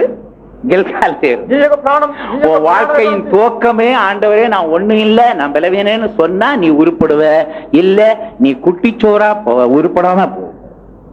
அதனால உன் வாழ்க்கையின் துவக்கத்துல எலியா எங்க இருந்து தொடங்குறார்? அந்த எடுத்துக்கொள்ளப்படணும் உள்ள அந்த நம்பிக்கை வந்ததுல இருந்து ஆளு தன்னுடைய பிரயாணத்தை கில்கால்ல தான் தொடங்குறார். ஐயா ఆయన ప్రారంభించిన ప్రయాణములు ఆయన గిల్గాల్లో వచ్చి ఆయన ముగిస్తున్నాడు. அப்ப இரண்டாம் விருத்த சேதனம்னு சொன்னா என்ன? రెండవది సున్నతం చెప్తే ఏంటి? ஒன்னாம் விருத்த சேதனத்துக்கு எங்கேயாவது உட்கார்ந்துட்டு அழுது மன்னிப்பு கேட்டா காரியம் முடிஞ்சு போச்சு. இரண்டாம் விருத்த சேதனம் கொஞ்சம் கஷ்டமான காரியம். அதாவது 8ஆம் நாள்ல விருத்த சேதனம் பண்ணும் பொழுது நமக்கு வேதனையே தெரியாது, தெரியுமா? ஆனா வயசு வந்த பிறகு உன்னை வெட்டும் பொழுது என்ன ஆகும்? வேதனை ஜாஸ்தியாகுமா இல்லையா? ஜாக்கிரதை. 8ஆம் நாள்ல விருத்த சேதனம் பண்ணும் பொழுது நமக்கு தெரியுமா? முஸ்லிம்ஸ் போய் கேட்டு பாருங்க, உங்களுக்கு 8ஆம் நாள் விருத்த சேதனம் பண்ணாங்களா, வலிச்சுதான், எனக்கே தெரியாதுன்னு தான் சொல்லுவான். 8th விருத்த சேதனம் பண்ணும் பொழுது அவ்வளவு வேதனை இல்லை, ஆனால் கில்கால்ல விருத்த சேதனம் பண்ணும் பொழுது கொஞ்சம் வேதனை ஜாஸ்தியா தான் இருக்கும். ఎగిప్తులో సున్న చేసినప్పుడు బాధ లేదు, కానీ అయితే గిల్గాల్లో సున్న చేసినప్పుడు చాలా బాధగానే ఉన్నది. ஏன்னா இப்ப நீ பெரியவாள் ஆயிட்டே, ఎందుకు పెద్దవాడిగా అయిపోయి பேர் என்ன? பெரியவாள். నీ పేరేంటి? పెద్దవాడు. நீ ஞானஸ்தானம் எடுத்தாச்சு, பரிசுத்தாய் பெற்றாச்சு, నువ్వు బాప్తిసం పొందితివి, పరిశుద్ధాత్మ కూడా పొందితివి. ஆண்டவர் விடல, அவன் வயசு ஜாஸ்தியான விடாத வெட்டு. దేవుడు అతను విడలేదు, அவன் உருளி உருளின்னு கத்துனாலும் விடாத வெட்டு. అతను ఒకవేళ ఏడ్చి గద్ది எவ்வளவு ஆழமான விஷயத்துல இருக்கு தெரியுமா? ఎంతో సమస్యలు మనకు తెలుసిన. వయது வந்த பிறகு விருத்த சேதனம் பண்றோம்னா வேதனை பயங்கரமா. వయసు వచ్చిన తర్వాత సున్నత చేయవాలంటే చాలా కష్టంగా ఉంటుంది. பிரியமானவர்களே, ప్రేమలారా, நீ பரிசுத்தாய் பெற்ற பின்பு, నీవు పరిశుద్ధాత్మ పొందిన తర్వాత மனுஷன் மேல நம்பிக்கை வைக்காதேன்னு சொன்னா, மாம்சத்தின் மேல் நம்பிக்கை வைக்காதேன்னு சொன்னா உனக்கு எவ்வளவு கஷ்டமா இருக்கு. మనసుల పైన నమ్మకం పెట్టవద్దు, నువ్వు శరీరం పైన నమ్మకం పెట్టవని చెప్తే నీకు ఎంత కష్టం ఉన్నది. யாராவது நம்பி பாருங்க, கடைசி நேரத்துல காலவாரி விடுவாங்க. మీరెవరైనా ఒకవేళ నమ్మి చూడండి, కడీసి సమల వాడడం మిమ్మల్ని కూడా వాళ్ళు ప్రవేశిస్తున్నారు. அதனால பிரியமானவர்களே, అందువల్ల ప్రేమలారా, உங்க அறிவிலே நம்பிக்கை வைக்காதீங்க. మీరు ఎవరిపైన మీ యొక్క నమ్మకం పెట్టుకోవద్దు. திடீர்னு ஞாபக சக்தி போனா என்ன செய்ய முடியும்? ఒకవేళ మీ జ్ఞాపక శక్తి కూడా పోయినామంటే మీరు ఏం చేయగలరు? ஞாபக சக்தி இழந்தவங்க எல்லாம் என்ன பண்றாங்க? ఇలాగ జ్ఞాపక శక్తి పోగొట్టుకున్న వాళ్ళు కూడా చాలా మంది ఉన్నారు. ஞாபக சக்தி ஒரு இழந்தவர் கேட்கிறார், தூத்துக்குடியில இருந்து கேட்கிறார், இது கேரளாவான்னு கேட்கிறார். జ్ఞాపక శక్తి పోగొట్టుకున్న వాడు ఏం చేస్తున్నాడు? తూతుకుడి వచ్చిన తర్వాత ఇది కేరళవా అని చెప్పి అడుగుతున్నాడు. நான் சொன்னேன், ஏன் இப்படி கேட்கறீங்க? నేను అడిగితే ఏంటి మీరు ఈ విధంగా అడుగుతున్నారు? யாரோ வெளியில அங்கன பறஞ்சோன்னாங்களாம். அப்ப இவர் யோசிச்சார், நம்ம கேரளாவில தான் வந்திருக்கோம்னு யோசிச்சாராம். అక్కడ ఎవరో మలయాళం வெளியில பார்த்தா ஒரு అమ్మச்சி మలయాళத்துல பேசிட்டு போயிருக்கு. బయట పోతున్నప్పుడు ఒక మలయాళంతో మాట్లాడుతున్నా, ஐயா நீங்க இருக்கிற இடம் தூத்துக்குடி. నేను చెప్తున్నాను, అయ్యా ఈ ఉండే స్థలం తూతుకుడిగా ఉన్నదని చెప్తున్నాను. அப்ப எப்படி மலையாள சத்தம் கேட்டுச்சு? మరి ఏంటి ఇక్కడ మలయాళ శబ్దం కనబడుతున్నది? தூத்துக்குடியிலயும் மலையாள சத்தம் கேட்கும், తూతుకుడిలో మలయాళ శబ్దం కూడా కనబడుతున్నది. அங்க ஒரு అమ్మச்சி பேசிட்டு போயிருக்காங்க. ఆ స్థలంలో ఒక తల్లి గారు మాట్లాడుతూ పోతున్నది. ஞாபக சக்தி இழந்தவங்க முன்னால போய் நில்லுங்க, நீங்க யாருன்னு கேட்பாங்க. జ్ఞాపక శక్తి పోగొట్టుకున్న ముందుగా చూసి అడగండి, మీరు ఎవరని చెప్పి అడుగుతున్నారు. ஞாபக சக்தி இல்லாதவங்கள்ட்ட நீங்க பக்கத்துல போய் நில்லுங்க, பாக்கெட்லயே துப்பி விடுவான். జ్ఞాపక శక్తి లేని వారి దగ్గర మీరు పక్కన పోయినట్టే మిమ్మల్ని వాళ్ళ పక్కనే వాళ్ళు కూర్చున్నారు. ஒரு அப்பா மகனை கூப்பிட்டார், மகனே பக்கத்துல வா, உன்னை நான் ஆசீர்வதிக்கிறேன். ఒక తండ్రి కుమారుని పిలిపించును, కుమారుడు ఆ పక్కన నేను ఆశిస్తున్నాడు. இவர் பக்கத்துல போய் நின்னார், ఈ యొక్క పక్కన పోయి నిలబడిన கரெக்டா பாக்கெட் எடுத்து படாரம் தூக்கி விட்டார். ఆయన జోబు లాగి దాంట్లో ఆయన ఊసినాడు. அவர் நினைச்சாரு இது ஒரு ஸ்டிக் பேன், துப்ப படிக்கணும்னு யோசித்தார். ఆయన అనుకుడు ఇది ఊసే ఒక స్థలం అని చెప్పి అనుకున్నాడు. ஞாபக சக்தி இல்லாத, ஞாபக சக்தி போயிடுச்சுன்னா என்ன செய்ய முடியும்? ஆனால் கர்த்தர் நமக்கு ஞாபக சக்தியை தந்து கொண்டிருப்பதனால் அல்லேலூயா சொல்லுவோம். பெரிய பெரிய உடம்புல எல்லாம் நம்பிக்கை வச்சிருக்கிறவங்களுக்கு திடீர்னு பலவீனம் வந்தா என்ன நடக்குது பாரு. పెద్ద పెద్ద గొప్ప స్త్రీలు బలమైన వారిలో పైన నమ్మకం వాళ్ళు పోయినప్పుడు వాళ్ళు ఎంత బలిని వస్తున్నారు. ஒரு விசுவாசி கூட்டத்துக்கு வராம எக்ஸசைஸ் பண்ணிட்டு இருப்பாரு. ఒక విశ్వాసి కూడా రాకుండా కూడా ఇంట్లో ఉండి ఎక్సర్సైజ్ చేస్తున్నారు. பாலெல்லாம் டம்ளர்ல குடிக்க மாட்டார், பெரிய பெரிய பாத்திரத்திலே குடிப்பார். పాలని చిన్న చిన్న గ్లాసులో తాగరు, కానీ పెద్ద పెద్ద పాత్రలైనా పాలు తాగుతున్నారు. மிரர் முன்னால போய் நின்று கையை இப்படியே பண்ணுவார். ఆ కంటి దగ్గరకు పోయి చేతులు ఇలాగనే లాగుతున్నారు. என்ன பார்த்து சொல்வார், நீ எவ்வளவு பென்சில் போல இருக்கிற, நாம் பாருன்னுவார். ఇతను చెప్తున్నాడు, నువ్వు ఎంత మెలిసి నేర్చుకుడు ఎంత బలం కలివాడు అని చెప్పి అంటున్నాడు. நீ எல்லா கூட்டத்துக்கும் போறதுனால தான் ஒன்னும் எக்ஸசைஸ் எடுக்க முடியல, பாரு நான் பாரு கூட்டத்துக்கு போகாம எக்ஸசைஸ் எடுத்திருக்கேன். కూటలో పోయిన తర్వాత నువ్వు ఎక్సర్సైజ్, ఇప్పుడు నేను చూడు కూటంలో పోకుండా వల్ల నేను ఎంత ఎక్సర్సైజ్ బలంగా ఉన్నాను చూడాలి. கடைசியில கர்த்தர் பார்த்தார், மகனே உன் சரீரத்துல உன் பலத்துல நீ நம்பிக்கை வைக்கிறியா? కనీసం దేవుడు చెప్పిన కుమారుడా నీ యొక్క శరీరంలో నువ్వు నమ్మకం పెట్టుకున్నావా? டைபாய்டு வந்துருச்சு, భలే టైఫాయిడ్ జ్వరం వచ్చిన ஆடு எலும்பும் தோலுமாயிட்ட. మనిషి అంతా కూడా ఎముకలు తోలులాగా అయిపోయారు. கடைசியில் அவருக்கு కనీసం ఆయన కూడా அந்த எலும்பும் தோலுமாய் கிடந்தவருக்கு இந்த பென்சில் போல இருந்தவன் தான் போய் உதவி செய்யணும். కనీసం ఎముకలు తోలుగా ఉన్నప్పుడు మనిషిని முன்னால அவரை தூக்க முடியாது, அவர் ஒரு கையை தூக்குறதுக்கு நான் ரொம்ப பாடுபட்டேன். ఒక రాయి ఒక చేయి ముట్టుకునే కష్టం, ఎత్తడానికి చాలా కష్టం. ஆனா இப்ப அவரு எலும்பு தோலுமான பிறகு நான் அவளை அழகா தூக்கி உட்கார்றேன். ఇప్పుడు எமுக்கలు தோல் கனபடுறாரு. நான் என் நம்பிக்கையை கிறிஸ்து மேல வச்சேன், அவர் தன்னுடைய நம்பிக்கை யார் மேல வச்சார்? சரீரத்தில் எக்ஸசைஸ், பால், முட்டை. இப்ப என்னாச்சு? ఇప్పుడు నీ సమస్య ఏమైనా ஆண்டவர் குடலை உருவி விட்டார். దేవుడు పేగులను కూడా బయటికి లాగినాడు. இப்போ சாத்துக்குடி குடிச்சாலும் ஒரு சின்ன துகள் உள்ள போனோட வாந்தி எடுக்கிறார். ఇప్పుడు సాతుకుడి తాగినా సరే, జ్యూస్ తాగినా సరే ఒక చిన్న அவர் தீர்மானம் பண்ணார், ஐயா இனிமேல நான் மாம்சத்தின் மேல நம்பிக்கை வைக்க மாட்டேன். తర్వాత ఆయన ఒక తీర్మానం చేస్తున్నాం, అయ్యా ఇక మీద పైన శరీరం పైన నమ్మకం పెట్టండి. இன்னொரு ஆள் சொல்லுவார், எனக்கு இருக்கிறதெல்லாம் ஆண் பிள்ளைகள், ஒரு பெண் பிள்ளைகளும் கிடையாது, எல்லாம் வருமானம் தான், செலவே கிடையாது. கர்த்தர் பார்த்தார், பட்டு பட்டு பட்டுன்னு ஒன்னா தட்டி விட்டார். இப்போ கடைசியில ஒரு பிள்ளைங்க பொம்பளை பிள்ளை கூட இல்லாம இருக்கிறார். காரணம் என்ன? தன்னுடைய நம்பிக்கை யார் மேல் வைத்தோம்? என் பிள்ளைகள் எல்லாம் வரவு, செலவே கிடையாது. இப்ப என்னாச்சு? உன்னை கடைசி காலத்துல காப்பாத்திருக்க ஆள் இல்லாம போச்சு. நம்பிக்கை யார் மேல் வைக்காத? பிள்ளைகள் மேல் வைக்காத. நம்பிக்கை கர்த்தர் மேல் வை. నీకు నమ్మకం అంతా కూడా నీకు దేవుడి పైన పెట్టము. கடைசி வரை உன்னை காப்பாற்றக்கூடியவர் அவருதான். కడీసి వరకు కాపాడు ఆయనే ఉన్నాడు. அதனால யார் மேல நம்பிக்கை வைக்காது. ఎవరి పైన కూడా సరే నువ్వు నమ్మకం పెట్టవద్దు. நம்முடைய நம்பிக்கை கர்த்தராகிய இயேசு கிறிஸ்து மேல். నమ్మకం అంతా కూడా మన ప్రభువే యేసుగా ఉన్నాడు. அதுதான் விருத்த சேதனம். అదే మొట్టమొదటిగా కనబడుతున్నది. பிரியமானவர்களே, ప్రేమలారా, இன்னைக்கு பிரசங்கம் போற போக்க பார்த்தா 4 இடத்துக்கும் போயிடுவாரோன்னு யோசிக்காதீங்க. గిల్గాల్లే இருக்கிறோமே, మనమందరూ కూడా గిల్గాల్, நமக்கு தான் இன்னும் டைம் இருக்குல்ல, ఇంకా కూడా మన సమయం ఉన్నది కదా. அதனால நான் இன்னைக்கு இதோட முடிச்சிடறேன். నేను ఈ రోజు ఈ సమయం அவசரமா சொல்லிட்டு போறத பார்க்கலாம், படிக்கிறது தெளிவா படிச்சுட்டா நல்லா இருக்கும். அவசரமா சொந்த இல்லைங்களா? ஆமா. அதனால எப்படியும் சரி, கில்கால்ல இருந்து அவங்க பிரயாணத்தை தொடங்குறது போல நம்முடைய வாழ்க்கையின் துவக்கம் அப்படி இருக்கணும். மாம்சத்து மேல் நம்பிக்கை வைக்காமல் ஆவியினாலே என்ன செய்யணும்? ஆராதனை செய்து நாம் யாரை குறித்து மேலும் பாராட்ட வேணும்? கிறிஸ்துவுக்குள் மேலும் பாராட்டணும். பவுல் சொல்லுகிறார், சிலுவையை குறித்தல்லாமல் நான் வேறொன்றை குறித்தும் மேன்மை பாராட்ட மாட்டேன். காரணம் என்ன? அந்த சிலுவையிலிருந்து வந்த ரத்தம் என்னை ரட்சித்தது. சிலுவையிலிருந்து வந்த அந்த ரத்தம் வந்து என்னை சுகமாக்குகிறது. சிலுவையிலிருந்து வருகிற ரத்தம் என்னை பரிசுத்தமாக்குகிறது. சிலுவையிலிருந்து வருகிற ரத்தம் என்னை தைரியப்படுத்துகிறது. அந்த சிலுவையிலிருந்து வருகிற ரத்தம் தான் என்னை பரலோக ராஜ்யம் கொண்டு போய் சேர்க்கும். ஆகையினால் மேன்மை பாராட்டுகிறேன். சிலுவையில் அறையப்பட்ட இயேசுவை குறித்து மேன்மை பாராட்டணும்.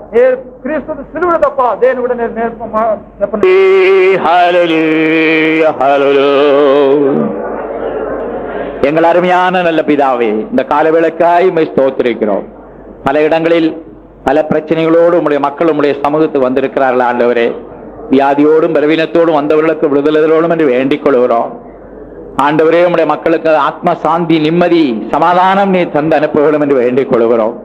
இந்த சத்தியங்களை கேட்கிற ஜனங்களை சத்தியத்துக்கு சாட்சியாய் மாற்றணும் என்று வேண்டிக் கொள்கிறோம்.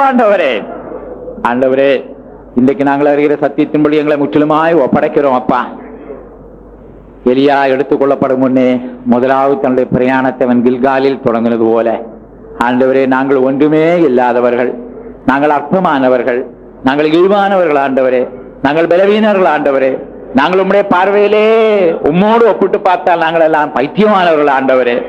ஆனாலும் நீர் எங்களை தெரிந்து கொண்டபடினாலும் உம்மை ஸ்தோத்திரிக்கிறோம். எங்களுக்கு நீர் எல்லாவற்றையும் எல்லாமாய் இருக்கிறபடினாலும் உம்மை ஸ்தோத்திரிக்கிறோம். ஆவியினாலே ஆராதனை செய்ய உதவி செய்யும் ஆண்டவரே. ஆண்டவரே, நாங்கள் மாம்சத்தின் மேல் நம்பிக்கையாய் இராமல் கிறிஸ்துவை நாங்கள் மேலே பாராட்ட உதவி செய்யணும் என்று வேண்டிக் கொள்கிறோம். கிறிஸ்து எங்களுக்கு ஞானமாயிருக்கிறார், கிறிஸ்து எங்களுக்கு நீதியாயிருக்கிறார், கிறிஸ்து எங்களுக்கு பரிசுத்தமாயிருக்கிறார், கிறிஸ்து எங்களுக்கு மீட்பராயிருக்கிறார், கிறிஸ்து எங்களுக்கு பலமாயிருக்கிறார், கிறிஸ்து எங்களுக்கு வெளிச்சமாயிருக்கிறார், கிறிஸ்து எங்களுக்கு தீபமாயிருக்கிறார், கிறிஸ்து எங்களுக்கு வழியாயிருக்கிறார், கிறிஸ்து எங்களுக்கு சத்தியமாயிருக்கிறார், கிறிஸ்து எங்களுக்கு கிருபையாயிருக்கிறார், கிறிஸ்து எல்லாவற்றுக்கும் எல்லாமாயிருக்கிறார். ஆகையினால் மேன்மை பாராட்டுகிற நாங்கள் உம்மை குறித்து மேன்மை பாராட்ட விரும்புகிறோம் ஆண்டவரே. நீர் எங்களுக்கு தலையாயிருக்கிறீர் ஆண்டவரே, நீர் எங்களுக்கு மேய்ப்பராயிருக்கிறீர் ஆண்டவரே, நீர் எங்களுக்கு எல்லாவற்றுக்கும் எல்லாமாயிருக்கிறீர். எங்களை தாழ்த்தி தருகிறோம். எங்களை வாழ்க்கையின் துவக்கத்தில் நாங்கள் தாழ்மை உள்ளவர்களாக, அமைதி உள்ளவர்களாக, பொறுமை உள்ளவர்களாக எங்கள் வாழ்க்கையை துவங்க உதவி செய்வோம் என்று வேண்டிக் கொள்கிறோம். ஏனோக்கு எடுத்துக் கொள்ளப்பட்டது போல நாங்கள் எடுத்துக் கொள்ளப்பட விரும்புகிறோம். எலியா எடுத்துக் கொள்ளப்பட்டது போல எடுத்துக் கொள்ளப்பட விரும்புகிறோம் ஆண்டவரே. எங்களுடைய ஆவி ஆத்ம சரீரத்தை ஒப்படைக்கிறோம், பரிசுத்தமாக்கி உங்களை வரைக்கும் என்று ஆயத்தப்படுத்தும் இயேசுவின் மூலம் கேட்கிறோம் பிதாவே.